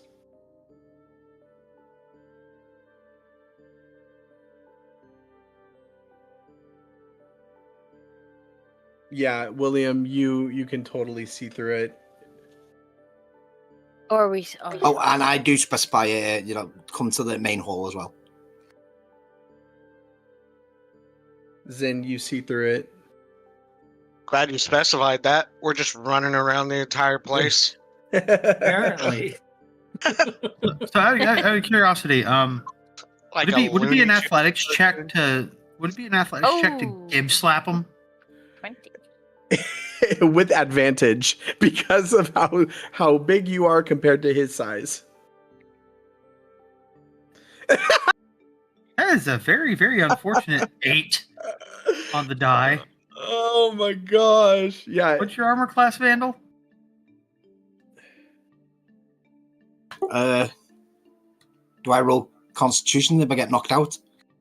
No, it's just you only take 1 point of damage. Well, I mean, actually, technically, you would take 6 Well, points. technically, I took 1 point of damage last time and I got knocked out. That happenstance. I remember this. I think you were also already down health. Yeah, you were. But no, what's your AC? 15. Okay. Yeah, so you would. I would have pulled back. I just wanted to smart a little. Go ahead and role play it out. Yeah, it's like as he comes in, he gives like one of those little slaps where you like catch him with just the last 2 fingers of the hand, not the whole hand. Just enough to give that nice little pop to draw attention. Gauntlet or no gauntlet? Oh, like the whole time that he's walking, he's taking the gauntlet off that he's intended. Like he takes his right gauntlet off because he's giving him the right hand. And it's just the last 2 fingers, just a little pop, like maybe 1, maybe 2 points of damage maximum. As he goes, It was effective, and that's why you only get 2 fingers.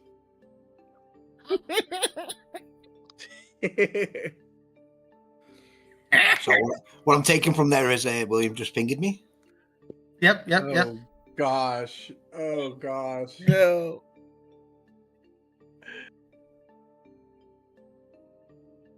That will not be turned into a shirt. I beseech you.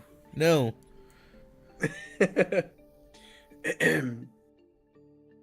However, Master Suyin, does everyone assemble?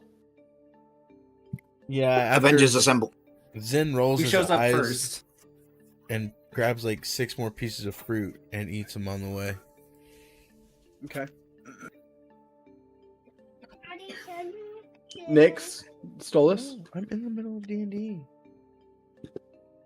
I'm trying to see who's showing up. Nyx reluctantly and tiredly gets up and goes. In the middle of D&D.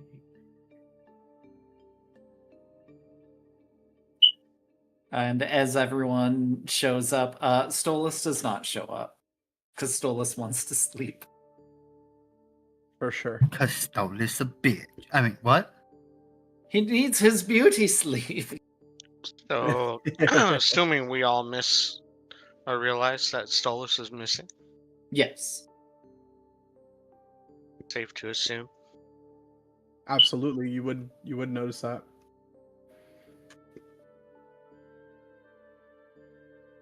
Also, whose smoke alarm's going beep beep beep beep beep? I think it's Danny's. So what? It's definitely John's. It's okay. It's Not mine. me. I'm so sorry. We're like I rip don't that thing know out the what's wall. going on right now. Ah, Need a, so need a C battery or D battery. yes.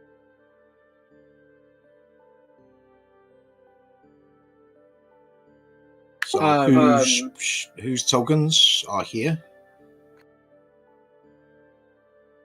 It's going to be everyone except for Stolas. Yeah. And Ren? Ren, you. So the Master Suyin, as Vandal was speaking with another monk, trying to find a place to set up a laboratory, he found out that you needed a special trinket that would allow you access to the sub-levels of the monastery. In the process of speaking with this monk, Master Suyin arrived, followed by a tiefling, and I know this part already. I'm saying I don't know where Ren is. oh, Ren had stayed in the interior of the monastery near the grand entry hall. So you would be like right there. With everyone else? Not Or necessarily nearby. Yeah, you'd be nearby. Nearby enough to hear what's going on? Or just... If you wanted to. That's up to you. You So would the have last received thing- on the sending stone that William had handed out to everyone that that Vandal was calling because something was happening with Nadia. Okay. Which I'm technically not lying about, so I don't know why I had to roll deception. I'm gonna fight him. Ren was wandering around looking for their captive.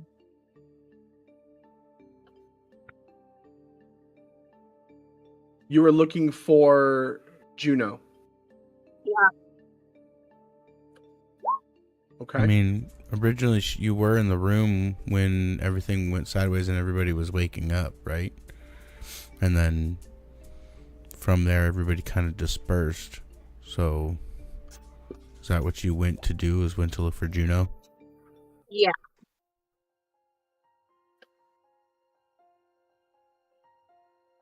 That is correct. Okay.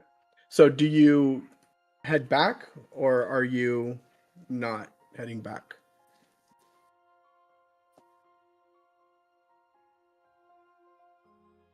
She will not head back. Okay.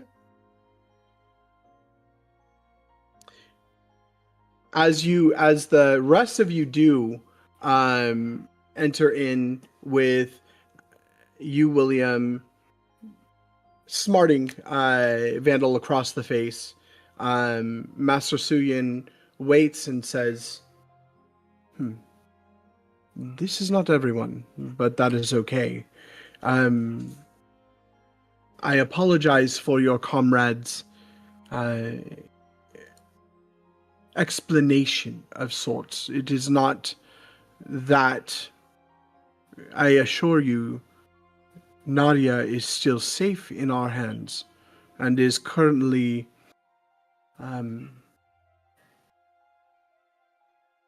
being treated well and engrossed in her studies.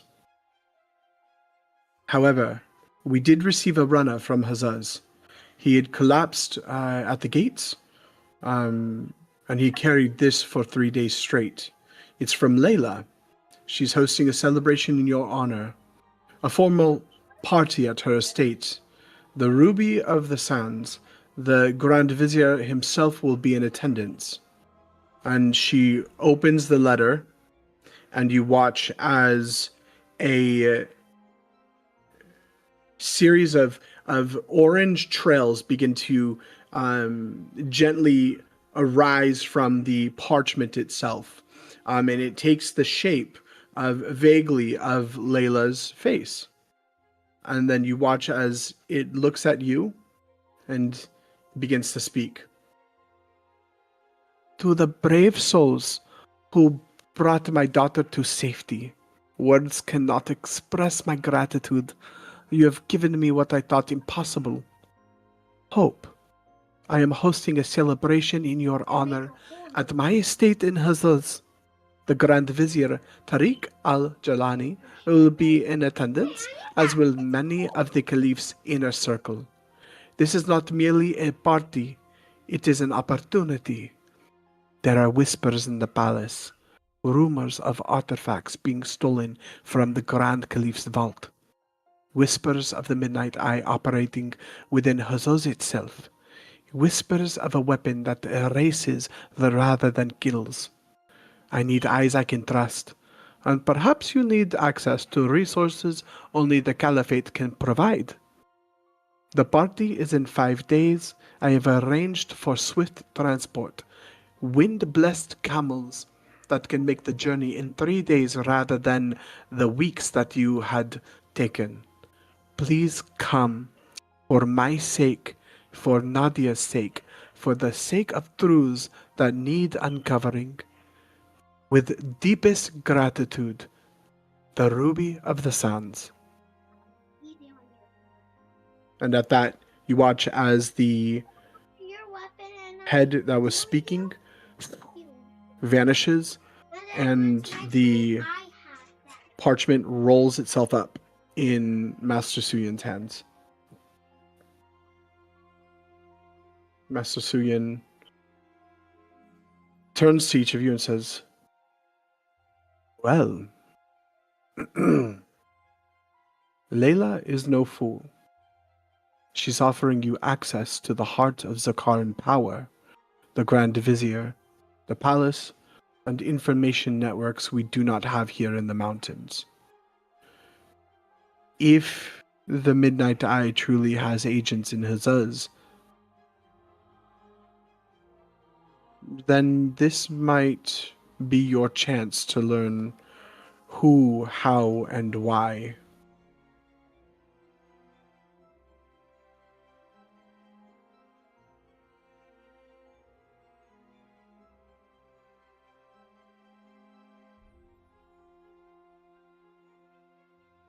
She looks at each of you.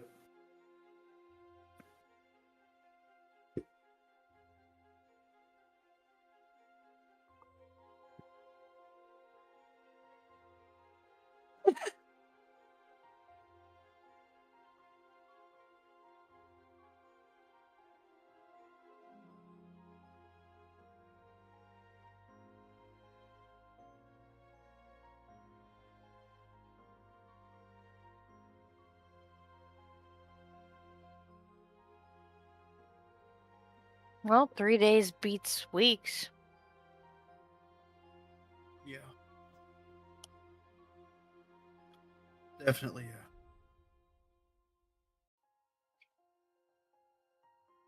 Sure sounding good on.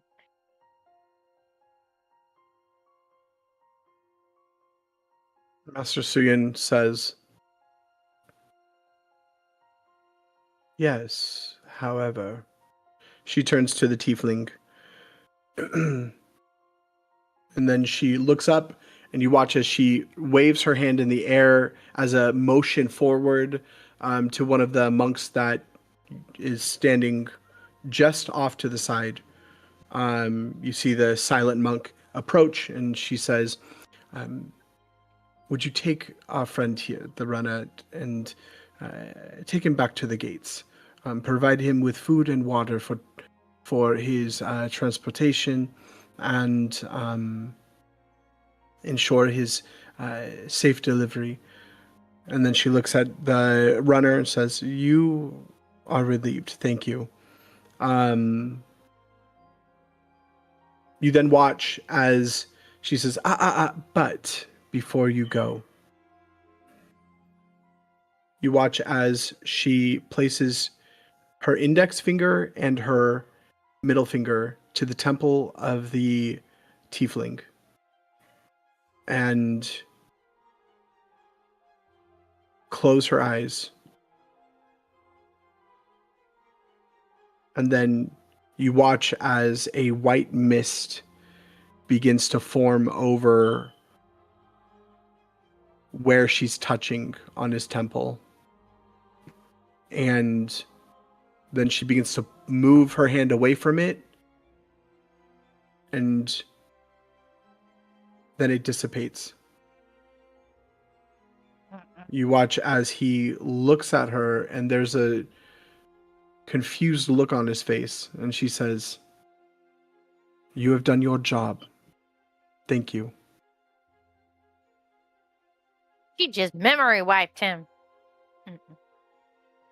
Above game, I think I know what that was. In character, I am not certain. Yeah, yeah. Too bad our big brain's in bed. It's only for an hour, so.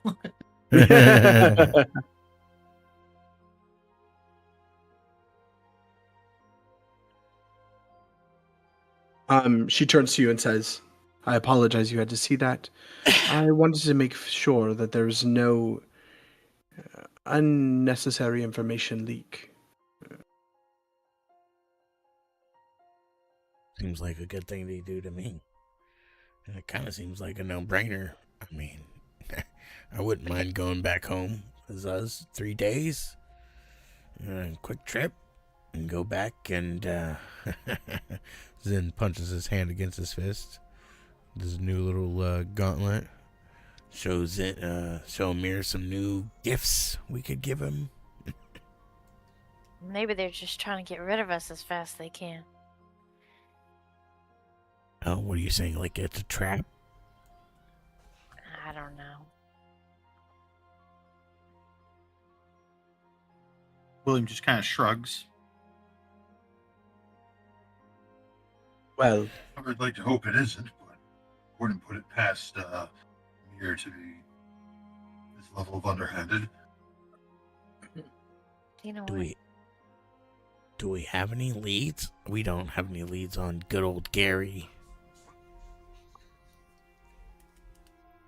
Gary. William, you give me a history check. Oh, I'm great at those. I'll give you advantage. Oh, you don't. I don't think Go ahead. I don't need it this time. Nope.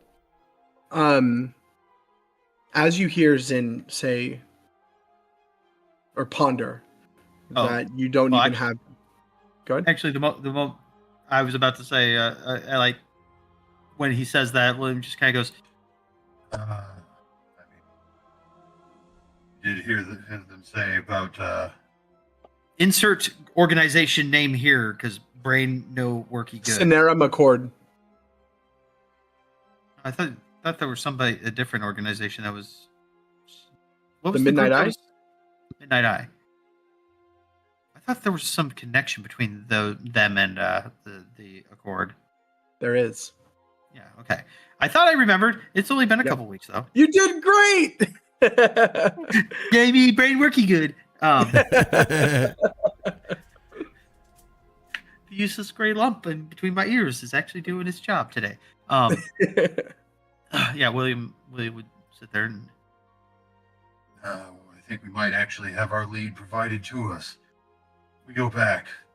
If luck holds, we go hunting.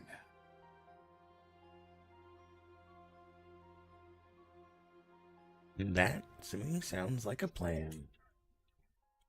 We gotta come back here at some point. I've got to visit the smithy a few more times. And eventually I do want to go visit the giants. I gotta get a belt. But I think I was going gonna back tell home, him. Yeah, visit the smith myself. Let him know how well the hardware works. He says as he wraps his knuckles against his chest.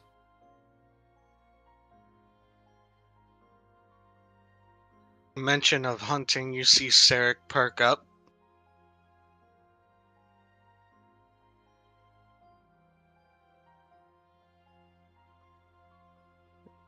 Did you say hunting? Malicious grin. Master Suyin steps how do you- forward. Go ahead. Sarek, how do you feel about hunting dwarves? And he says it with as much malice, menace, and murderous intent as he can muster.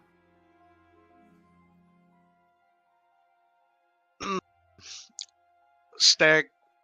Oh, man. I could take that in multiple directions.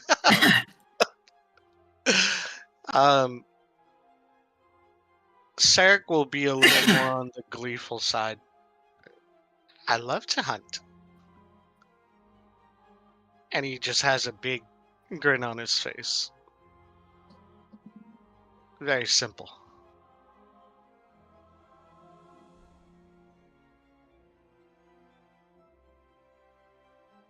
William just nods slightly, pleased with the prospect. Master Suyin steps forward, listening to each of you deliberate, and she says,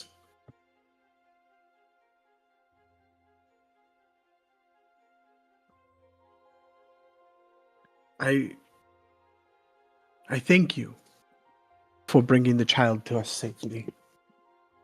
And I understand your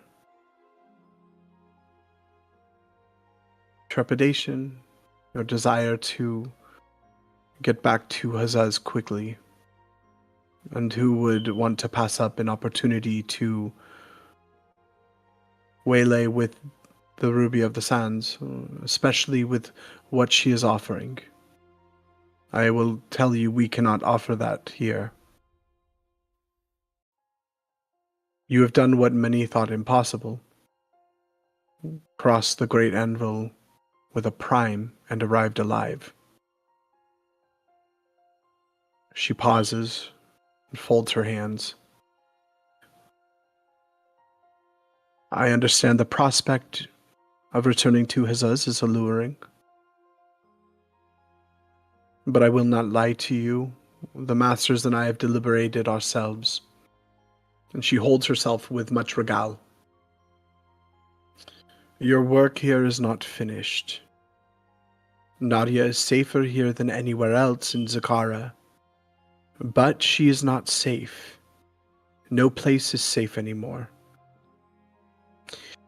Last night, every person in this monastery experienced nightmares. Coordinated, targeted. This is not natural, it is an attack. Not on our bodies, but on our minds. The dream realm is destabilizing faster than we anticipated. And there are forces. You know of one, or a few. The Midnight Eye, among others, who believe Nadia's death will somehow save reality. She looks at each of you, gathered here. You have a choice to make. You can stay here and help us defend the monastery, or you can leave and pursue other paths that might help us understand what's happening. Both are valuable, both are needed, but you cannot do both. You can stay and defend. We are preparing for an assault, and we don't know when, but we know it's coming. If you stay, you would help Brother Cameron fortify our defenses, train with our monks, and be here when the enemy arrives. You can return to Hazaz. The Ruby of the Sands wants to see you and thank you. And there are political considerations that might be valuable. Why didn't she just use the sending stone to talk to us?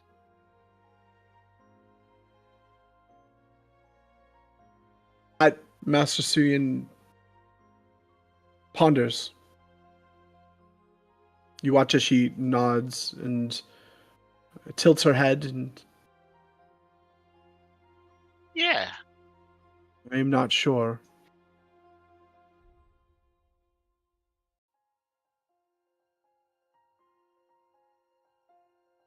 We could send her a message, letting her know that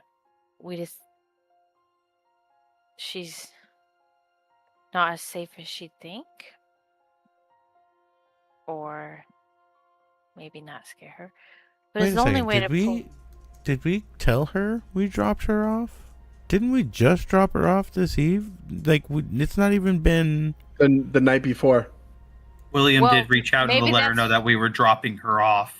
Yes, William did. Oh, okay. Okay. I was going to say, it could be she just sent the letter here for whenever we did arrive. I don't know. To see it. The thing is, we sent it I told her last night, but the runner was running for 3 days. That is correct. William just kind of shakes his head. He goes, I would hate to run for 3 days. As tempting as it is to go back and find a nice wall to paint with the insides of Gareth's or Amir's skulls, I will not be leaving as long as there is a clear and present active threat against Nadia. I won't try to talk any of you into staying, but I will remain. Oh, thank God. I was afraid what you were going to say. He kind of looks to Mia with a soft smile as he goes, I swore I would burn this world to the ground if that's what it took to keep that child safe.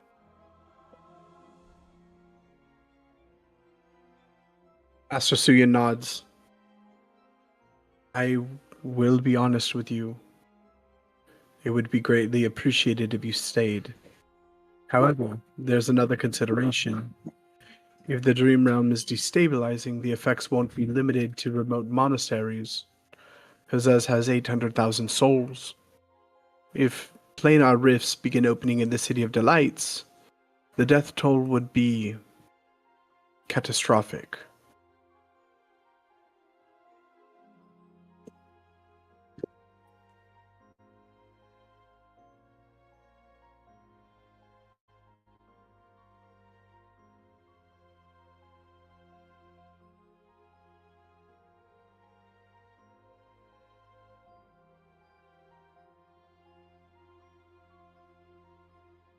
Are you guys working along anybody with this? Does anybody else know? Have you warned anybody?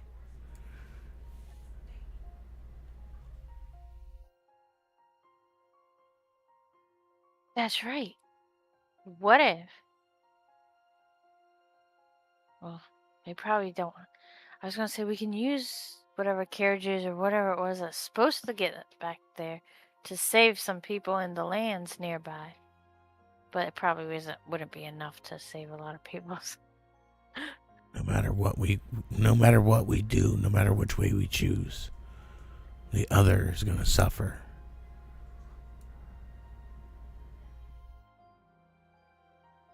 William kind of looks a little sadly to Zenith. He goes, Well, I understand this is his home. The child is the priority.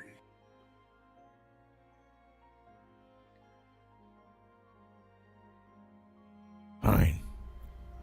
But I'll need to take my leave after a short period of time to send word. There's people in that city I care about, and I will not stand by and let them be unwarned when something happens. He nods. He gets it.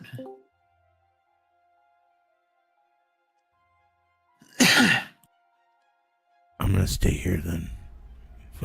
I can't let you have all the fun. And there's a very devilish grin as he goes, It would be half the fun without you sharing it.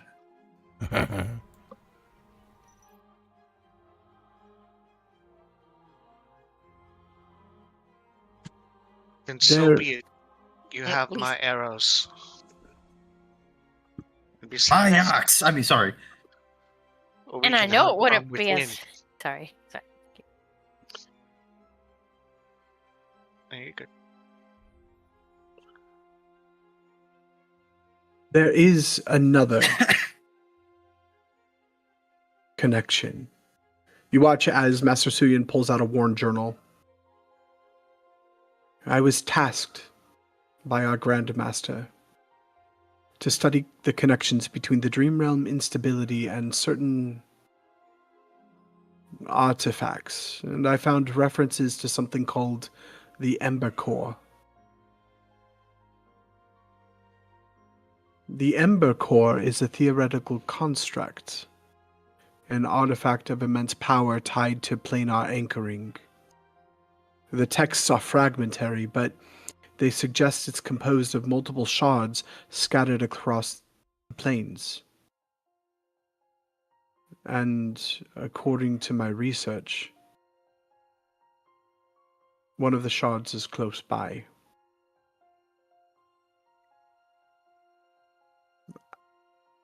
I need help researching it, understanding it, and determining if it's connected to what's happening with Nadia in the Dream Realm.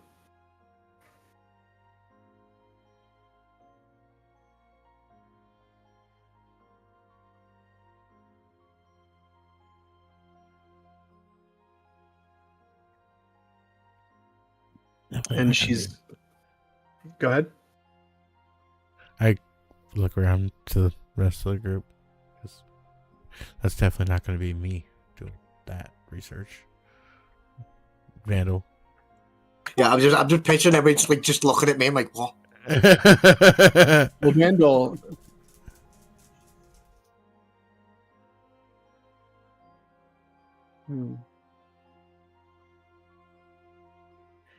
Vandal, give me a history check.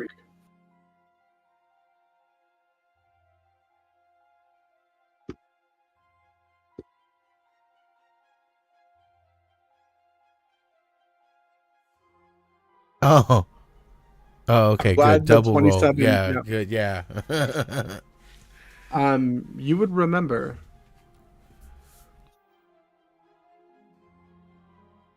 the Ember Core. The moment that she says Ember Core, you would remember. That is the mechanical contraption that you found on your way to the Monastery of the Seven Rays within the desert, the Great Anvil, and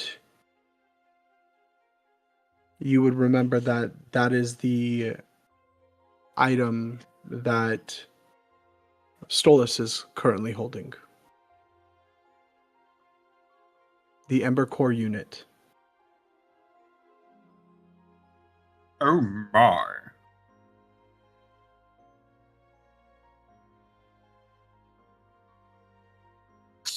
So I'm going to sort of like divert everybody's, eyes away from me and point towards Solace.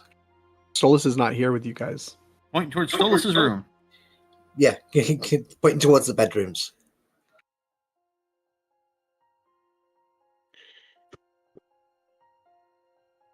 Do you want me to wake Solus up? I've got plenty of things to wake him up with. You Well- already tried that. Before you do that, though I will myself be speaking with your companion, you are insinuating he knows something? She says to you.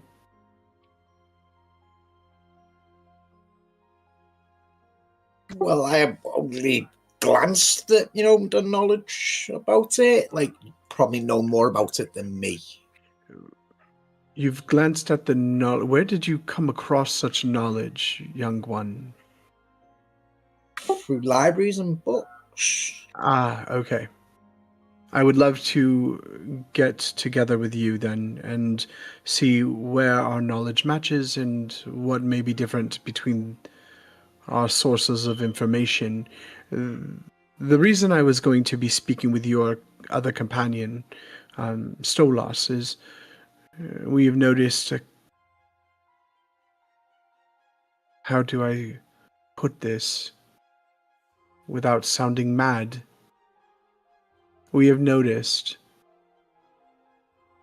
constellations disappearing in the night sky, completely vanishing from existence. And then when we look at our astrology charts, it is as though they have ceased to exist altogether, having never existed prior.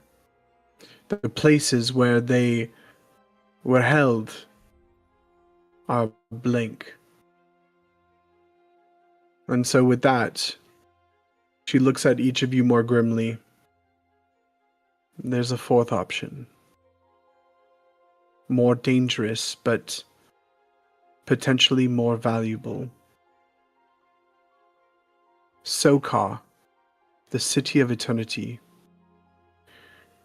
You passed near it on your journey here. The Undying who rule there have knowledge we don't. They've existed for millennia. They remember things the rest of the world has forgotten. And they have artifacts. If someone were brave or foolish enough to enter Sokar and negotiate with the Undying, they might learn things we desperately need to know.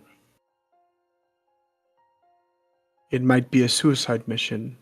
Sokar is protected by the black cloud of vengeance. Undead armies, stone golems, and the Undying themselves are unpredictable. Which is why I'm offering it as an option, not a recommendation. But if you are the kind of people who have crossed the haunted lands and survived, perhaps you're the kind who could negotiate with the dead.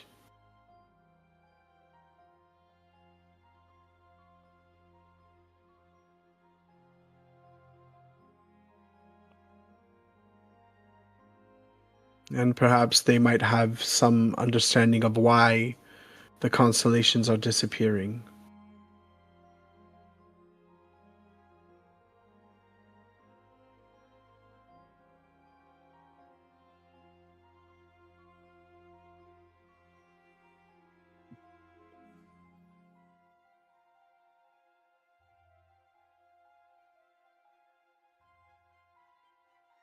So, take your time to deliberate. You are welcome to stay here as long as you need. Do you know? Oh, sorry, we turn on the voice. Do you know when this attack is supposed to potentially happen?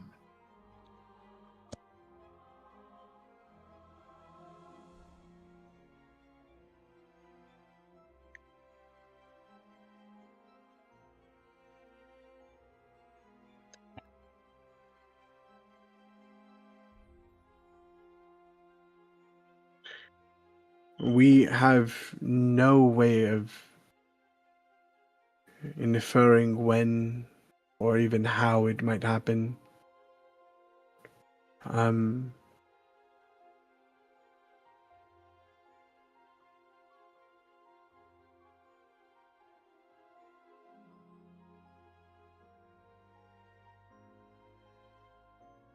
I apologize, I could not be of more assured news.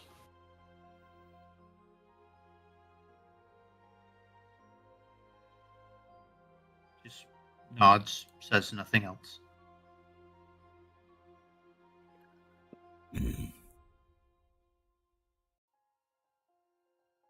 Has there ever been word of somebody going and actually successfully speaking with this? What did you call him? A ghoul or The Undying?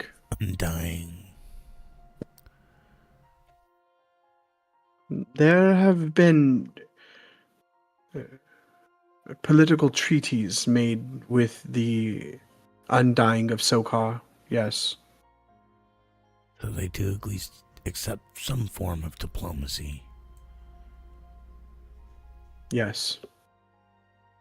And you say this might be the most beneficial option of the four.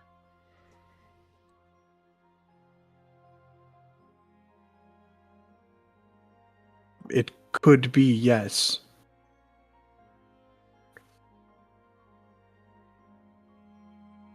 Our scouts have returned, and they state that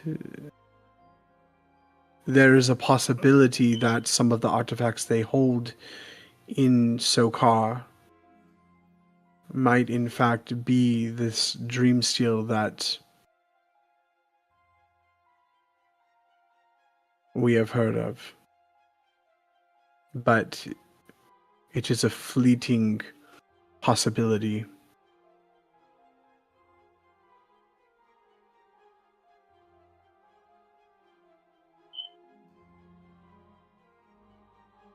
The other option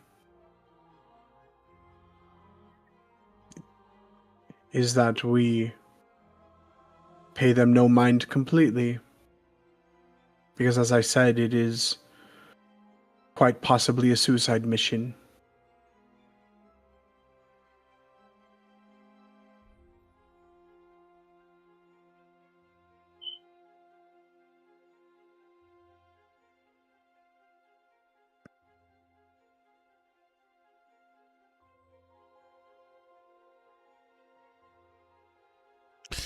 I don't know. Definitely can't make that choice by myself, but I'm leaning towards number 4. I don't know. We either stay here and help, but gotta decide as a group. How long until Stolas gets here? It's been a while.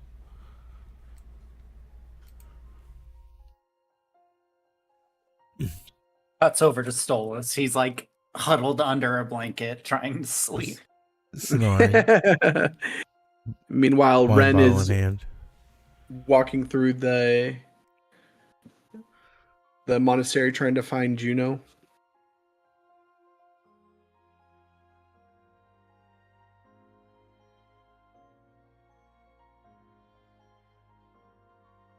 Master Suyin says, well, you don't have to decide now. I would recommend you discuss it with the whole of your party, and if you need any additional information, then come seek me. I will be in the halls for meditation.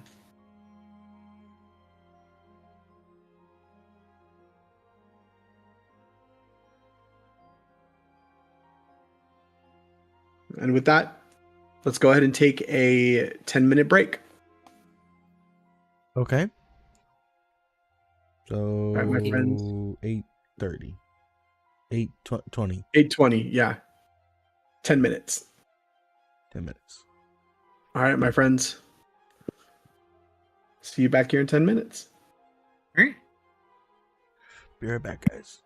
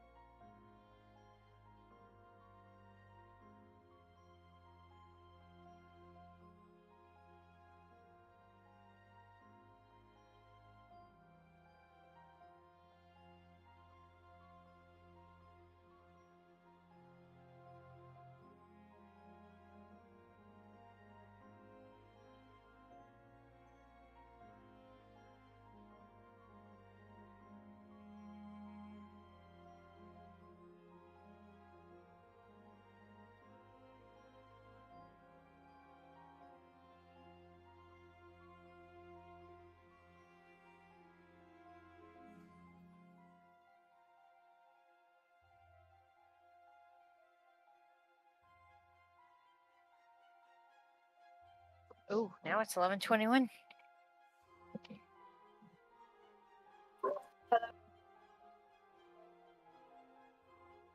Hello.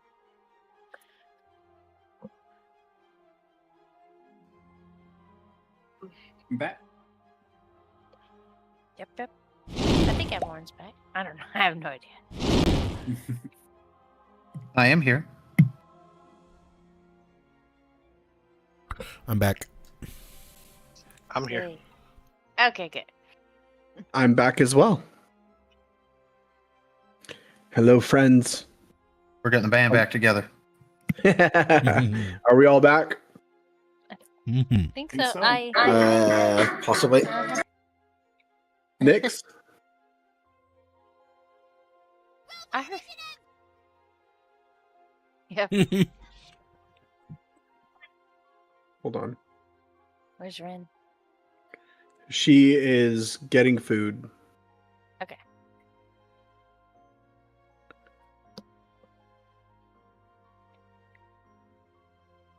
Currently having the elder cat standing next to me, paws on me, begging for attention, while one of the kittens is nearby trying to figure out how she wants to go about introducing herself. Yes. How about just don't? He's a sourpuss. Don't introduce yourself. Yeah, I was just getting dinner. Hmm. We just They're- finished they're- cooking. All good. They're definitely a bold couple of little girls, and he is I know. definitely a He's- surly little old man. He's hissed at them multiple times, and they still keep trying. Cautiously, but trying. Oh, he walked right by her, got within less than a foot of her, did not even hiss, didn't even growl. Wow. That they're getting better then. He was like, I mean, I will say that I am starting to feel very tired. I'm starting to yawn. I get it, Possibly. We're almost done. Okay. All right, my friends, let's dive back in. Before we went on break, you had just received a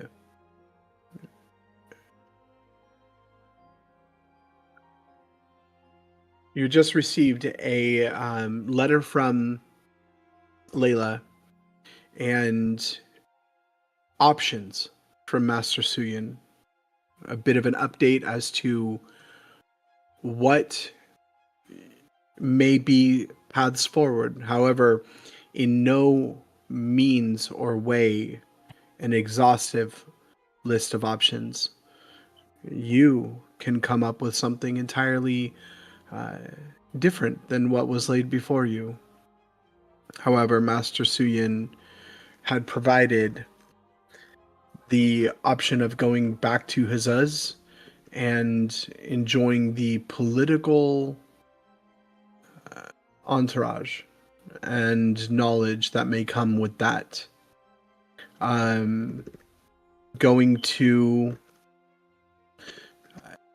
or staying at the monastery and helping protect the monastery and protect Nadia from an attack that they know is coming. However, they don't know how, when, or in what form it will take place. Heading to Sokar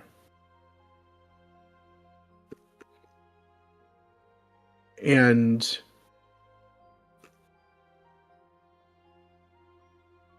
trying to strike up a diplomatic solution with the Undying in Sokar.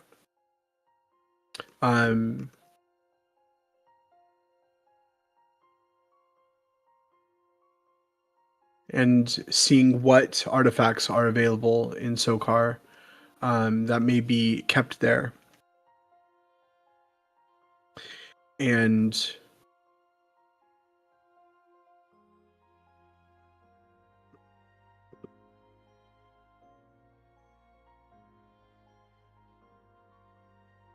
sorry, hold on.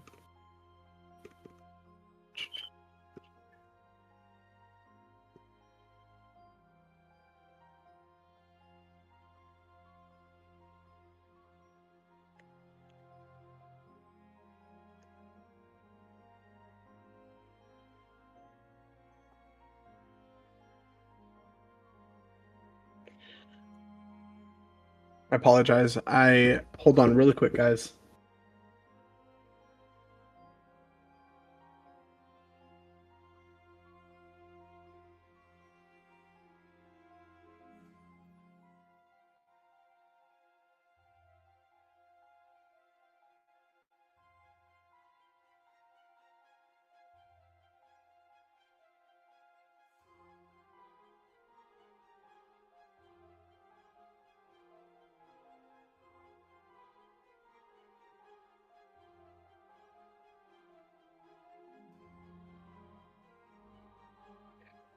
All right, sorry. I received a call from one of the people that I was counseling. So, but everything's okay.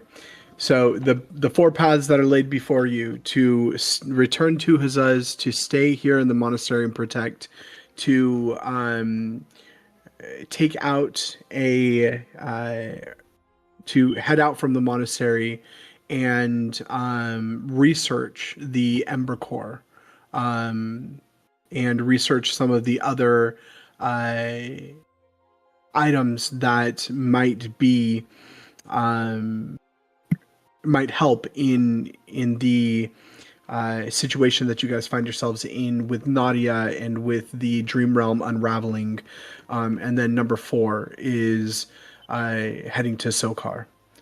With that, you guys were left to deliberate on your own, with Master Suyin telling you that you could find her in the halls of meditation, where Mia had the vision prior. With that, Master Suyin nods, thanks you, and begins to walk away. Stolas is still in bed. The 6 of you are gathered together, and Ren is off searching for her own answers here in the monastery. What are each of you doing?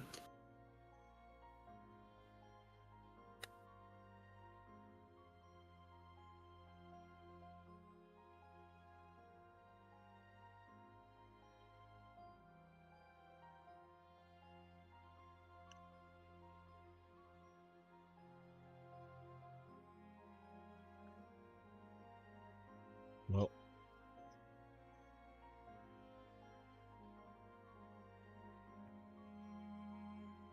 I've voiced my opinion. I say we either stay, we go visit the undead. I don't know. Live? I'm so sorry.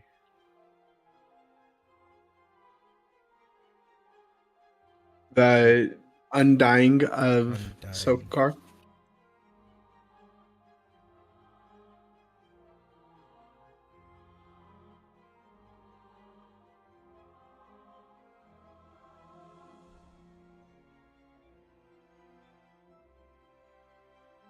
I'd say we take a vote. My vote's 4, and if not 4, 2.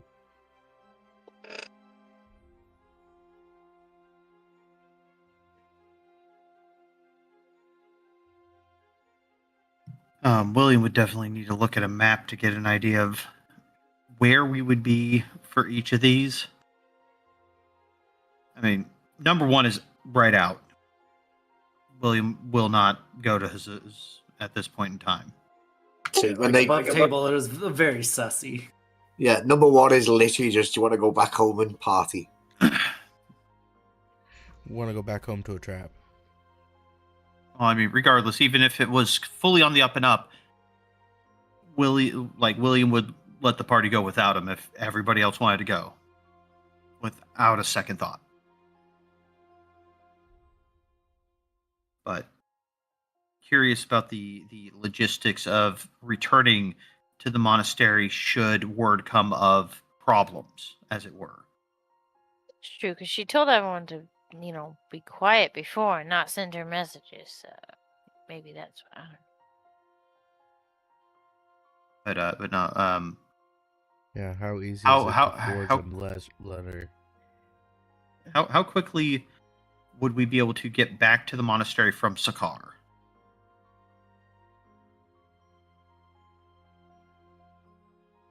Are you asking that of the DM? Yes. To my knowledge, it's like in the middle of the Deadlands, isn't it? That is correct. So it would take a few days to get there each way.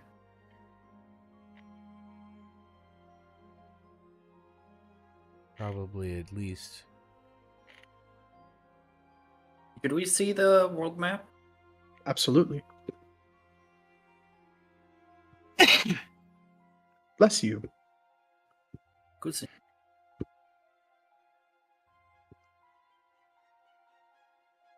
To actually get to the desert, the Haunted Lands, it would take just a day. But the issue is that it's the Haunted Lands, so literally, how much fighting are you gonna have to do just to get through it? Yeah, exactly. Okay, so So where Car- is? Right Oh here. wow! Oh wow! Yeah, no. William does not want to go to Zakar. Wait, can we get a ping? Where was that at? Wait. All right. So, Oh, in short, okay. That's we not are too here. Bad. No, that's bad enough. Oh, try and get my. Yeah, we'd probably be looking at like 3 to 4 days to get there. Because we wouldn't be able to do it in a straight line. We would probably end up having to go this way, cut all the way down here, get to that. Unless we can fly. Then Not we all can druids, just- damn We it. can't all fly. You can. That can sounds like a definitely ask. non-druid problem. Hey, Stolas, don't forget the right from Zakar. Good luck storming the undead. You do remember, as you guys are deliberating, that you have been gifted blessed camels as well. Oh, I didn't know that we would just get to keep those. I thought that was just like, oh, if you're gonna come back home, then yeah, here you go. Nope, they have been delivered to the monastery. Oh, nice. So we could get there in And- one day. Yeah, I mean, considering it would take us, the camels would take 3 days to get to Hazuz, if I remember correctly. Correct? That is correct. Yep. Yeah, and so yeah, it with the blessed camels, it should only take Day frickin' and a day. half. Yeah.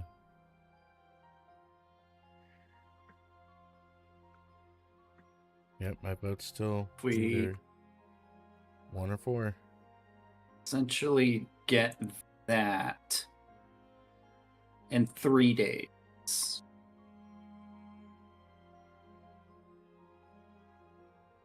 So it'd be about half a day. Yeah, about about Yeah. a day and a half to Day and a do half. that. Yeah. That's not terrible. Considering the pseudo-militaristic nature of the temple, they wouldn't fall in a single day. And if they would fall in a single day, we wouldn't make a difference.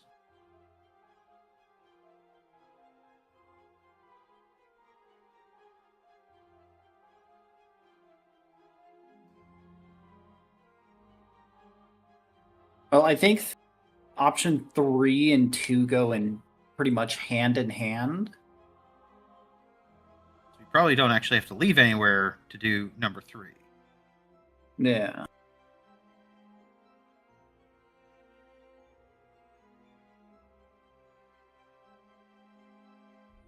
Or at least because I think they said that there'd be some training involved.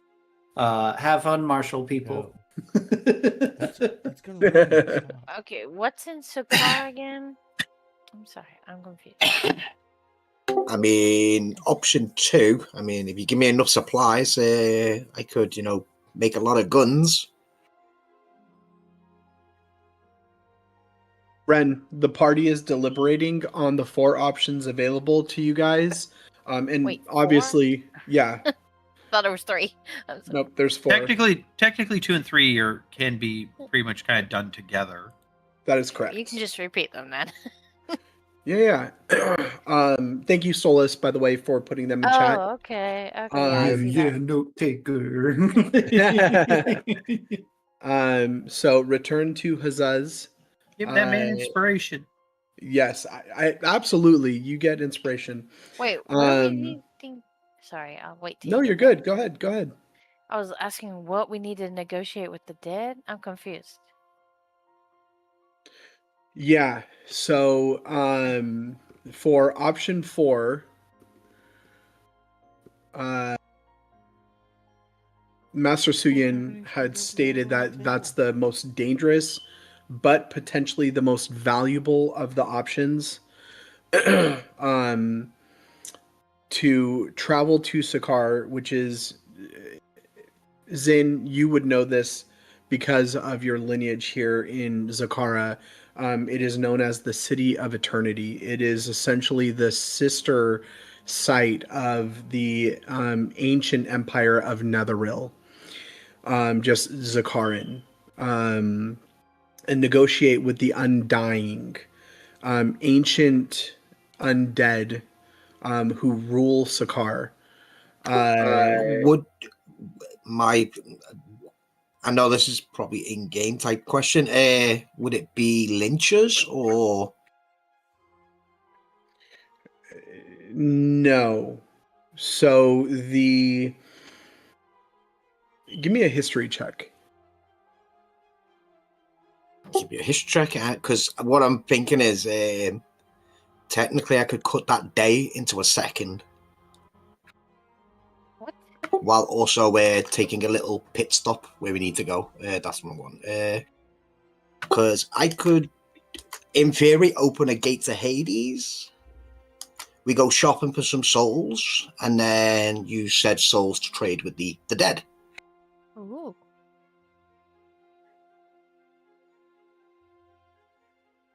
What was your... Oh, beautiful. 19. Yep. Let's see. With a 19. So you would know, and you definitely know this, just for shits and giggles. Zin, give me a history check. Okay. And while you're doing just that, as a quick notation, seeing it as Zin's a blood hunter, and generally goes for undead. Would that be a place he even really wants to go? Really? That would be up to you. But as a blood hunter, and given your lineage, and your tie to certain aspects of your magic, you would have a natural aversion to Sokar. I don't think either one of us would want to go for a social call, as it were, with the undead. But necessity calls forth the balance. I mean, all I heard was artifacts and forbidden knowledge. That's all I heard. So, you want to go there to trade souls? Is that what I'm getting? Generally, because undead are very, very soul related. And if they're lynchers, basically souls is basically what they trade with. They don't give a fuck about anything else. And the only place you can get really souls, damned souls, but buy one get one free, is in Hades. I know And that's- and somebody that- who and Hades probably is has big. some souls in a jar. But literally, because most magic users know how to open a gate to Hades, because it's practice knowledge. If you want to go and do some shopping, you can go in Hades and buy a few, things that are very sketchy. William's not interested in going to Zakar unless it's a go in there for a purge. Yeah, I think the Zakara one I'm still confused about. I just can't get it. Yeah, What's so the let me explain it. But I want to get a history check from them first. okay. Thank you, Zen. Yep. Okay. So you would know quite a bit, both of you would know quite a bit about Zakar. It's actually one of the most infamous ruins in all of Zakara, a cautionary tale told to children and studied by scholars. And here's what you guys recall. And here's what you read about, Vandal. Sokar was founded approximately 3,000 years ago by a tribe of jungle giants fleeing from something in the distant south. The historical records don't specify what they were fleeing, only that return was impossible. They discovered something in the deep desert. The accounts vary, but most agree on the essentials: a structure that wasn't built by mortal hands, and inside it, an artifact of immense power. The giants called it the Heart of Eternity in their tongue. Later, scholars would name it a crystal of some sort.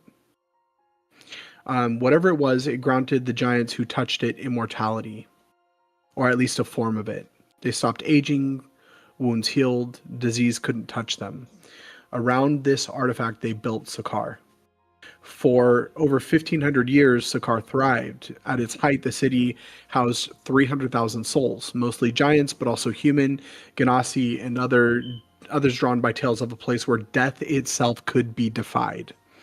Sokar became famous for monumental architecture, pyramids that still stand today, virtually untouched by time, philosophical schools dedicated to the study of immortality and permanence, advanced mummification techniques, which later cultures, including Zakarans, adapted, and an elaborate necropolis. However, approximately 1,200 years ago, something went wrong. And the records from this period are fragmentary, but the core facts are undisputed. So for an entire generation, only male children were born in Sokar. There wasn't a single daughter. And at first, the Sakari dismissed it as statistical anomaly, but year after year, the pattern held. And nothing that they did, even attempting to destroy the artifact at the city's heart, nothing worked. The curse was absolute.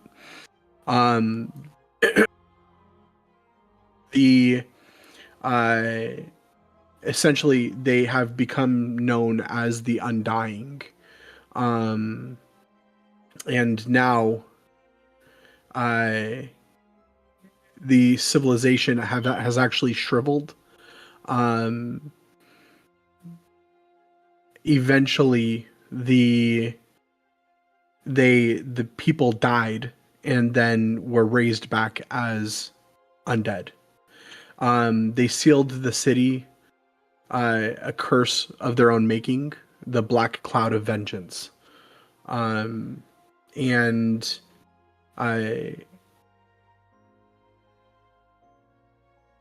you would know, let's see, you would know that it's not just dangerous, it's a civilizational graveyard defended by immortal zealots, surrounded by lethal magic defenses that have killed hundreds over the centuries. Now what Suyin was providing as an option is there's been word from their scouts that have come back that the artifacts that are in Sokar are potentially Dreamsteel artifacts. And then there's other artifacts that could potentially help with the Ember Core, and which is an anchor for the or which Suyin said was potentially an anchor for the planes, a planar anchor. And for purposes of diplomacy. because the Zakari are not against or averse to any type of political or diplomatic solutions. It's not like But she also said that it might possibly be a suicide mission as well. Can we go back in and wait, put it on the ground? William is not going to vote for number 4.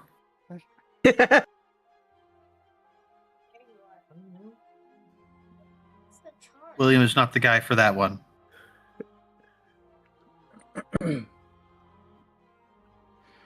Poopy. And I That guess was my favorite pick. And I guess you can't stealth sneak around undead. They kind of. Oh no, you might be able to, but the thing is if William goes in there, there's no persuasion, there's no diplomacy, there's only intimidation. They're undead. William There's doesn't no charging this. It has batteries in it. know how to negotiate. Not William's that a good man. situation. This has batteries in it too. Yeah, undeath is a perversion against nature. And Well, as then- a Oath of the Ancients Paladin, it's kind of a big no-no. Yeah. Okay. So how? In short, if I make nice with them, I lose all my powers. Yep. So Okay. I was just thinking along the lines of if we needed all these pieces, team splitting up, but I don't know. That's dangerous. don't you know you never split the party? Yeah. It's true. So, Ren, the options on the table are return to Hazaz, stay at the monastery to protect it. You guys received the letter from Layla, which may or may not have been from Layla, and offering political persuasion if you return to Hazaz. Stay at the monastery, protect it from the attack that is imminent. Go to search surrounding areas, including the archives, for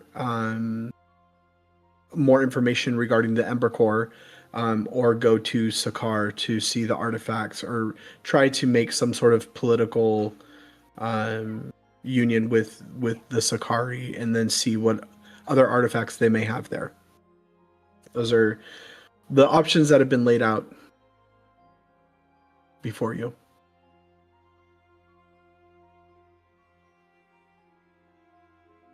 And I know we don't know if it's truly from... Wait, I'm not even in the room. You can say you came into the room. No, are you? she's strolling. Okay. But I think these conversations are above game. Yeah, because Stolas is technically not there either, and I've been chiming in. Yeah. So,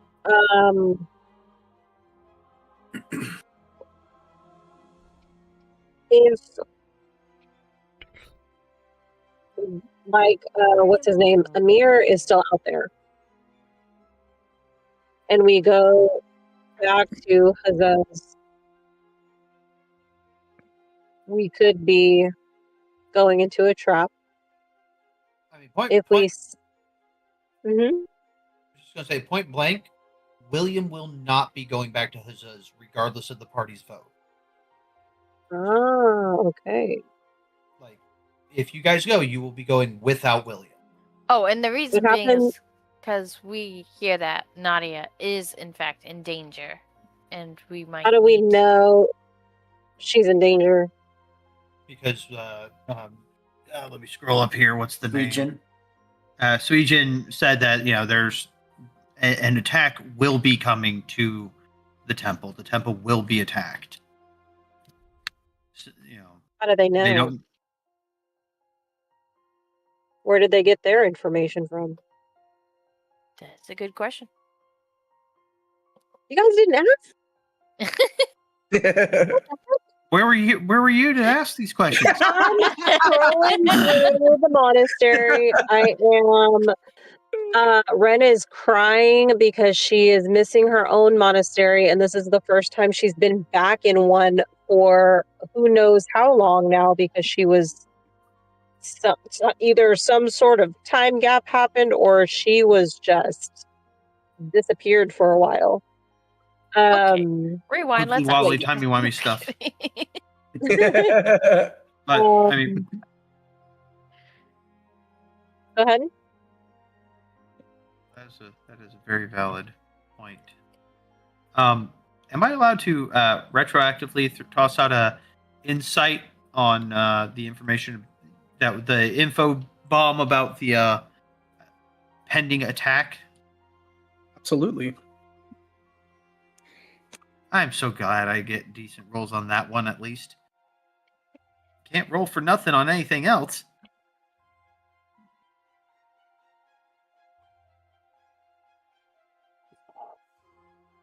Very nice roll.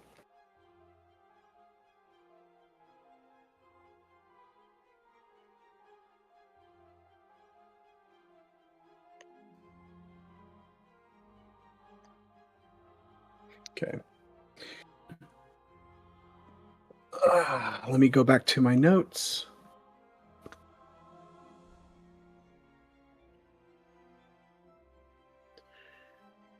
In game, I would say if we do defend the monastery, would I gain access to the laboratory? Would assume probably over time you could work on that. Absolutely. William, what you notice as a soldier, as someone who's commanded men, as someone who's interrogated prisoners, you've learned to read people the way that trackers read footprints. And you would have gathered as master and like retroactively, but like as you're thinking about it, you're picking up on the note on the small, minute yet intricate details of her expression, her body language, the positioning, her even mouth movements, eye movements, everything. You are noticing all of the micro expressions. When Master Suyin says the nightmares were a psychic assault, someone reached into and used the dream realm as a weapon and used our own minds against us, you would see her hands tighten just slightly for a fraction of a second. The trembling, the one you noticed when you first saw her, gets worse when she talks about the nightmares. Not the trembling of age, but the trembling of exhaustion. When she talks about testing their defenses, measuring their response, her eyes flick down away from the group. That is the language of someone who has been inside the attack. However, with a 24, you also picked up that there's quite a bit that she hasn't been telling you. So there's something more that she knows about these nightmares. What do you mean inside the attack? I mean, someone who is familiar with this type of warfare, this psychic warfare. Like she could have done it before? Potentially. So there's something that received it before. Yeah. There's something there's quite a bit that she has not actually told you guys. She's holding back. When she describes the nightmares as coordinated. Yay, time for intimidation, Sean. I'm kidding. There you go. Yeah. I mean, why not? She's Yeah, do it. She's telling you that the nightmares are affecting everyone in the monastery simultaneously. Everyone, including her. You picked up on the small phrases, testing our defenses, not the defenses. She's including herself in the group that was tested, seeing who breaks. So there's even the muscles jumping in her skin. You can tell that she is deeply concerned.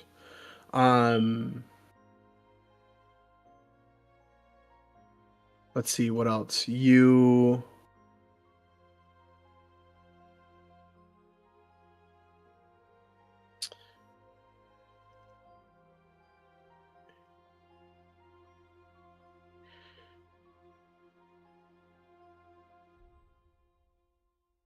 pick up that she thinks that it's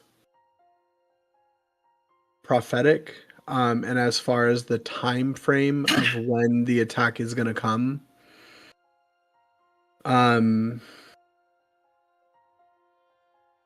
you pick up that she thinks it's going to be very soon. Like William would kind of sit there and nod for a moment. And he would sit there and go, Oh, it's all well and good. Most unfortunate, but it is copious amounts of information. But I must ask, what about the cards you hold tightly to your chest? If we're all to be on the same side, wouldn't it behoove to share as much information as possible to best set the stage in your favor?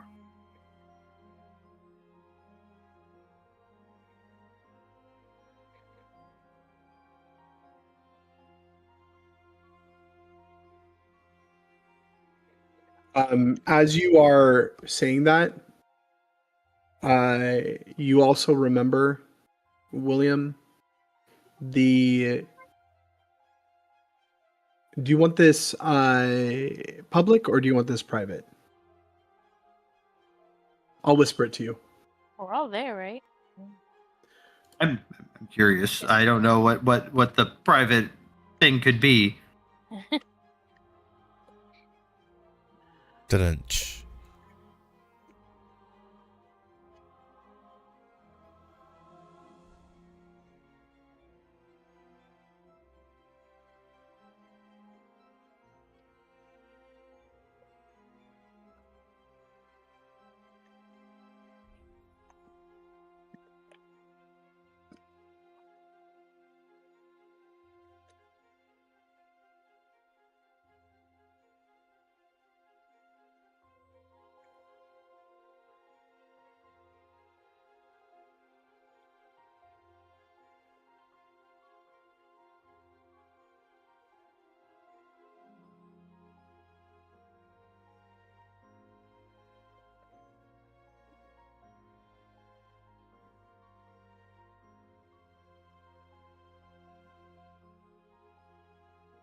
Are you guys waiting for me?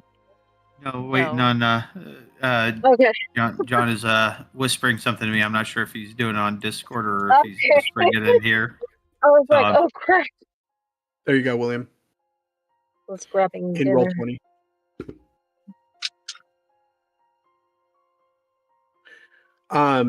As you persuade her, which very nice roll. You watch as she holds herself as you talk about the cards that she's holding back. And then she tells that she can't hide. Her eyes flick to each of you. The attack is coming soon. Days, not weeks. I've seen timelines where you stay, where you leave, where you split up. Some succeed, some fail. Her jaw clenches. Your choices matter. You look at her knuckles and she's gripping her hands so tight, her knuckles go white.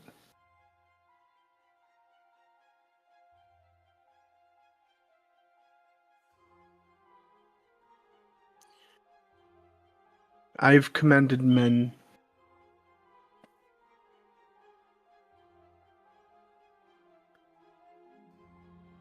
I have sent them into battles where I knew some wouldn't come back. And I've seen the courage fade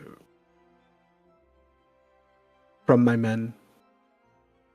And yet what we are dealing with is a fear of which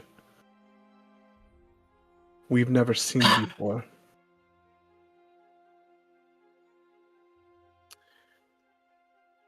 The attack isn't something that we've dealt with.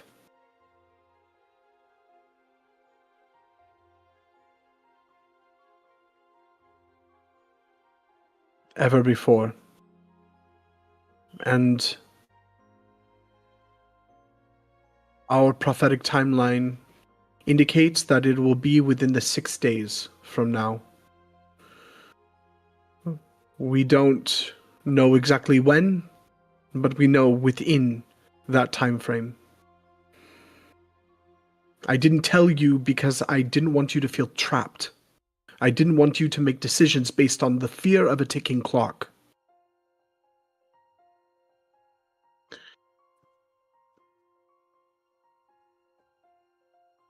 Out of every possible future I've seen, and I've seen hundreds, we win maybe 1 out of 10. And that's being generous. In most timelines, the monastery falls within the first hour.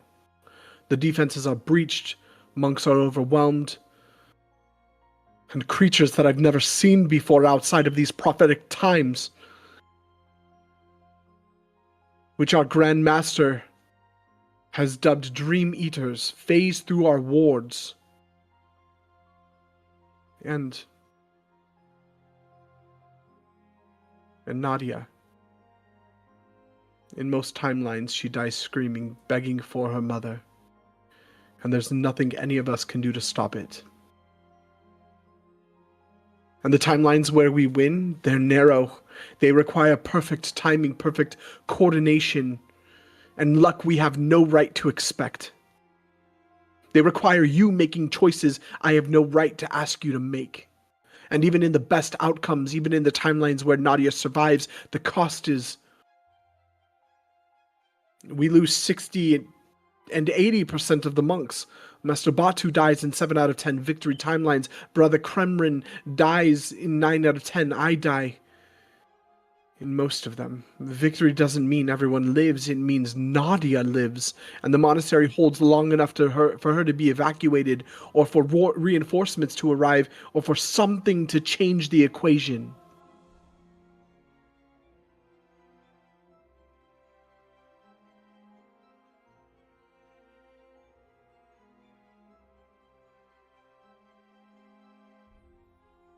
And there's a traitor.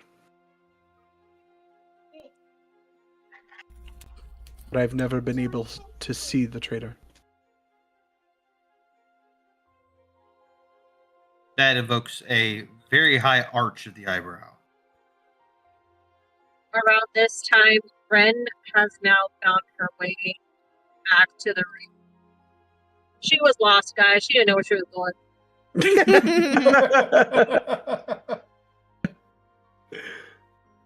So there's a sigh of relief to see everyone and to hear the voices that she's familiar with. But upon hearing that there's a traitor, she is on high alert. She does not know if it is within the monks of the monastery or with her own companions. Trust issues. Trust issues amplified. So yeah, she's gonna just now kind of stand by the door. Is there a doorway? She has now made a doorway, and she's gonna stand in that doorway.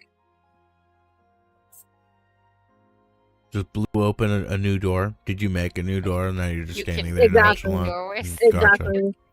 She just punched one through the wall.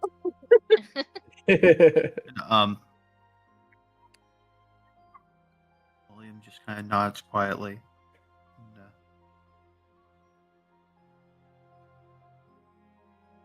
I understand the desire to not sway the vote. He kind of looks to the others and then gives a nod to Ren as she enters. We are all grown individuals capable of making our own decisions. He turns back to Sujin? Suyin, yeah. Sujin. And he says, I cannot and will not speak for the others, but I shall remain here.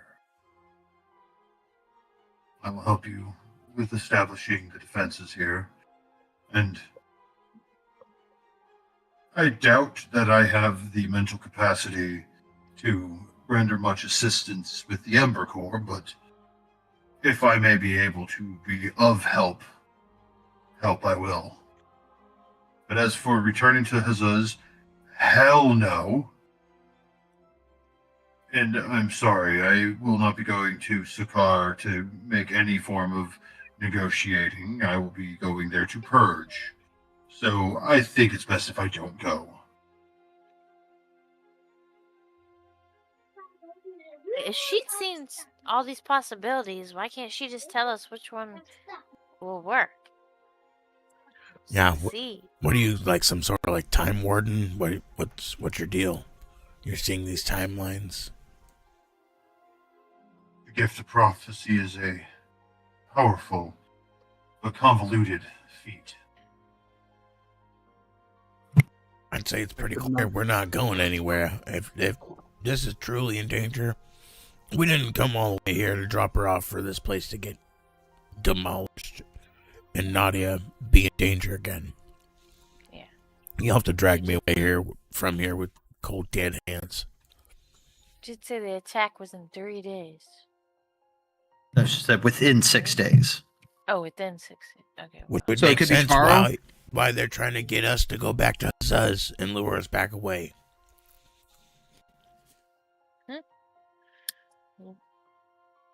Hmm.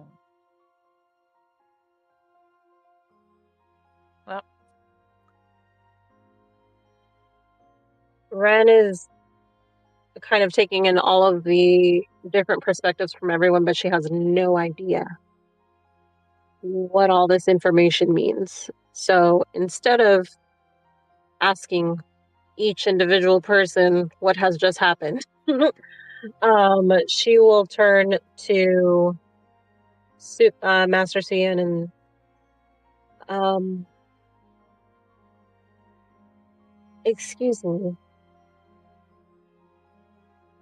Are we all in danger here?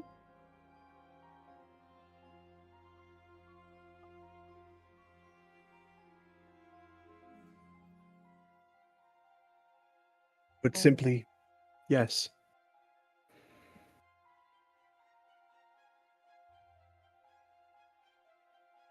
well, we're in danger no matter where we go. We're in danger of a trap if we go there. We're in Where's danger your of backup undead plan for if such we an go- establishment? Is my question.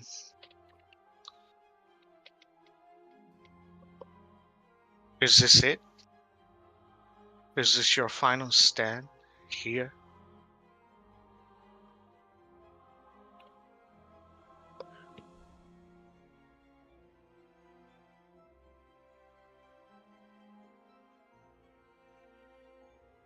This is not the final stand, no.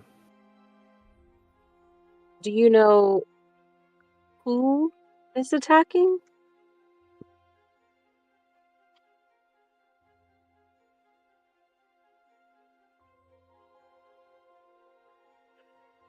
I do not. I have not been able to see. As much as I have tried to peer into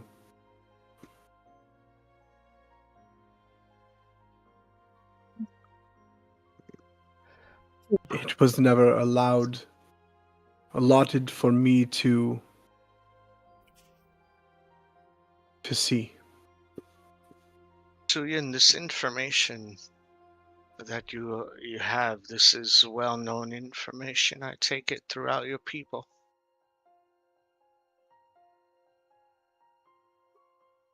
Or do you harbor this? No, Untold? it is not well known throughout the people. It is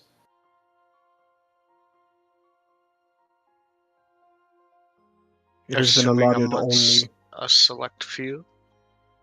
That is correct.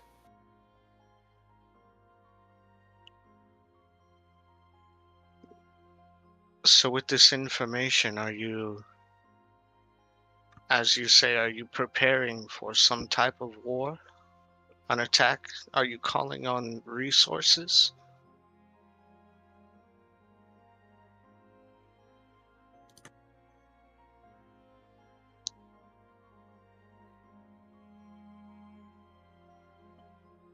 We have called on exactly what we are allowed to call on. You must understand that this is not something that we have much control over, nor is there necessarily a great influx of individuals who are ready or willing to join the ways of the monk. I understand. Do you feel this is an attack on Nadia, or is this an attack on the establishment itself?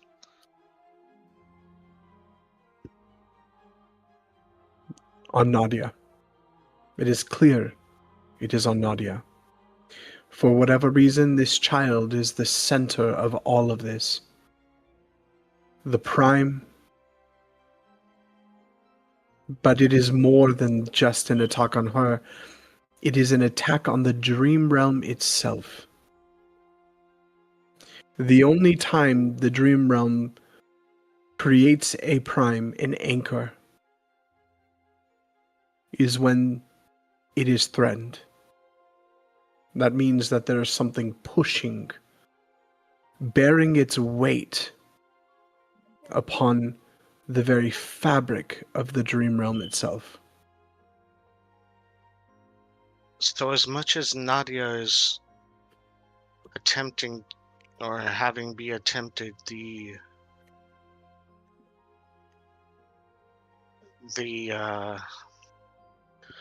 gosh, what am I trying to say here? Basically, can Nadia be used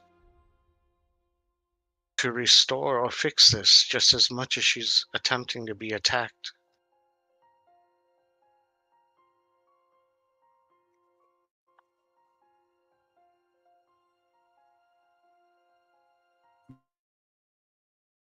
That is what we were hoping for, but it will take more than the time that we have to teach her how to do such a thing.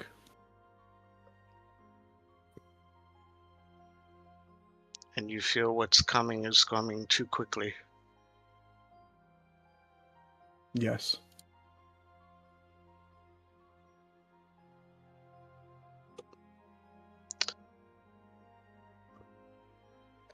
She Can I says, speak with you all for just a moment? Suyin, if you don't mind. of course. Can I show you something real quick, though? Yes, of course. She looks at each of you. She pulls out her journal. She flips it to a page.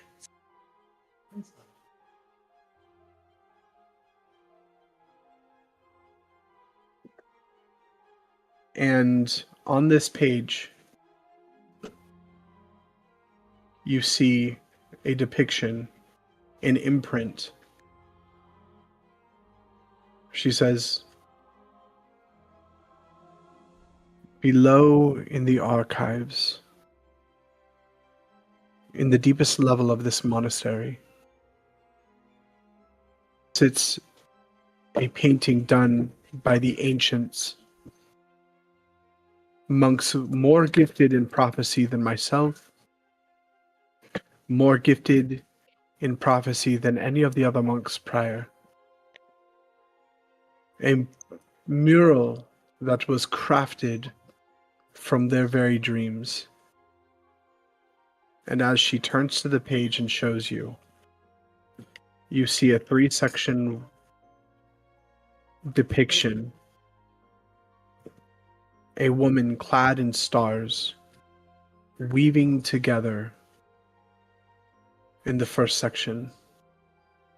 And the wheel of the stars, the cosmology, spinning in the back, you see the second. You see the second depiction of a child crafted entirely of light, glowing in the darkness. And then in the third section, you see that same being, that same figure, surrounded by individuals. And above the head, an enormous creature raining down terror. This is what you see.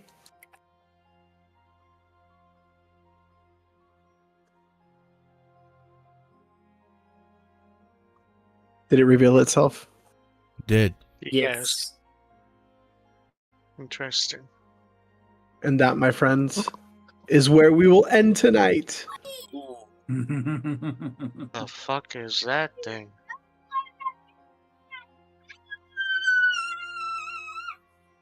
Those are the threads, clearly. She's the child.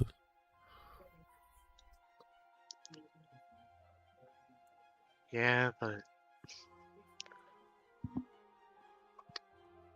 Sewn together by Cronella.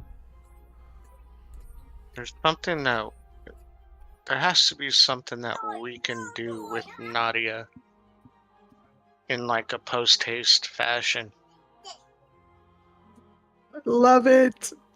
I love it. You guys keep coming up with amazing ideas. Hey, you guys create it and I will just narrate it.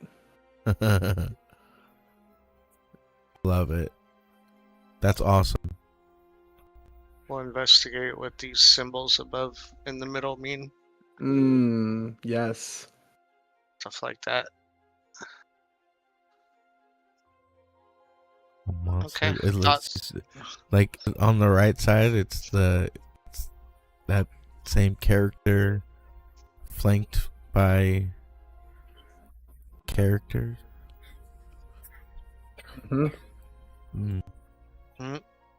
No, they're all looking up at whatever the hell that is, but it looks like I see that as like the guardian or the protector of whatever is attempting to attack them down on them. Well, my friends, thank you. You guys are truly, truly incredible. Thank you for such an amazing session. GG, guys. I'm ready. Thank you. I'm ready for the next one. I'm ready. Heck. Let's put on our tinfoil hats. Well, now we get to make some battle plans and find out what's coming for the whole place. Let's let's channel our inner Home Alone. It's not identified. You are hecka funny. It's not identified like when it's gonna happen. We just think it's gonna happen soon, right? Anytime in the next 6 days. Oh, that got mentioned? Yep. Yes. Yes. Ah, okay. I missed that part. All right. I will tell you guys, just to give you a heads up, that it sounds like the party has pretty much agreed to stay here at the monastery. Is that correct? Yes. Okay. Pretty much, yeah. Yeah, monastery so. / city. Okay. SAS research for The Ember Core? Ember Core. Yeah. Okay, cool. So I had created like each of the path lines that you could take. Obviously, there's room for you guys to craft whatever direction you guys want to go. With this, I want to prepare you. This is going to be probably one of the hardest fights that you guys are going to take part in. But I'm really excited because it will give you the opportunity to really work together as a team and like legitimately change the fabric of the story.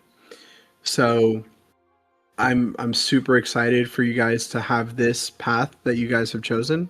And I think that it is one of the more amazing, one of the more fun of the paths. So I just wanted to give you a heads up and prepare you. Yes, say it's the scariest and most bold. No, Sokar would have been the scariest and most bold for sure. Oh. Yeah, I don't doubt that. But I'm proud of you guys, and I'm thankful for just the opportunity to do this with you guys. So Yeah, great job tonight. Can't wait to play again in a couple weeks. And Yes. Heck yeah. see you guys tomorrow. Absolutely. Have a good one, guys. Yes. Yes. Good night, everyone. GG's. All right, GG's. Take care, everybody. See you in 2 weeks. All right, Yes. night.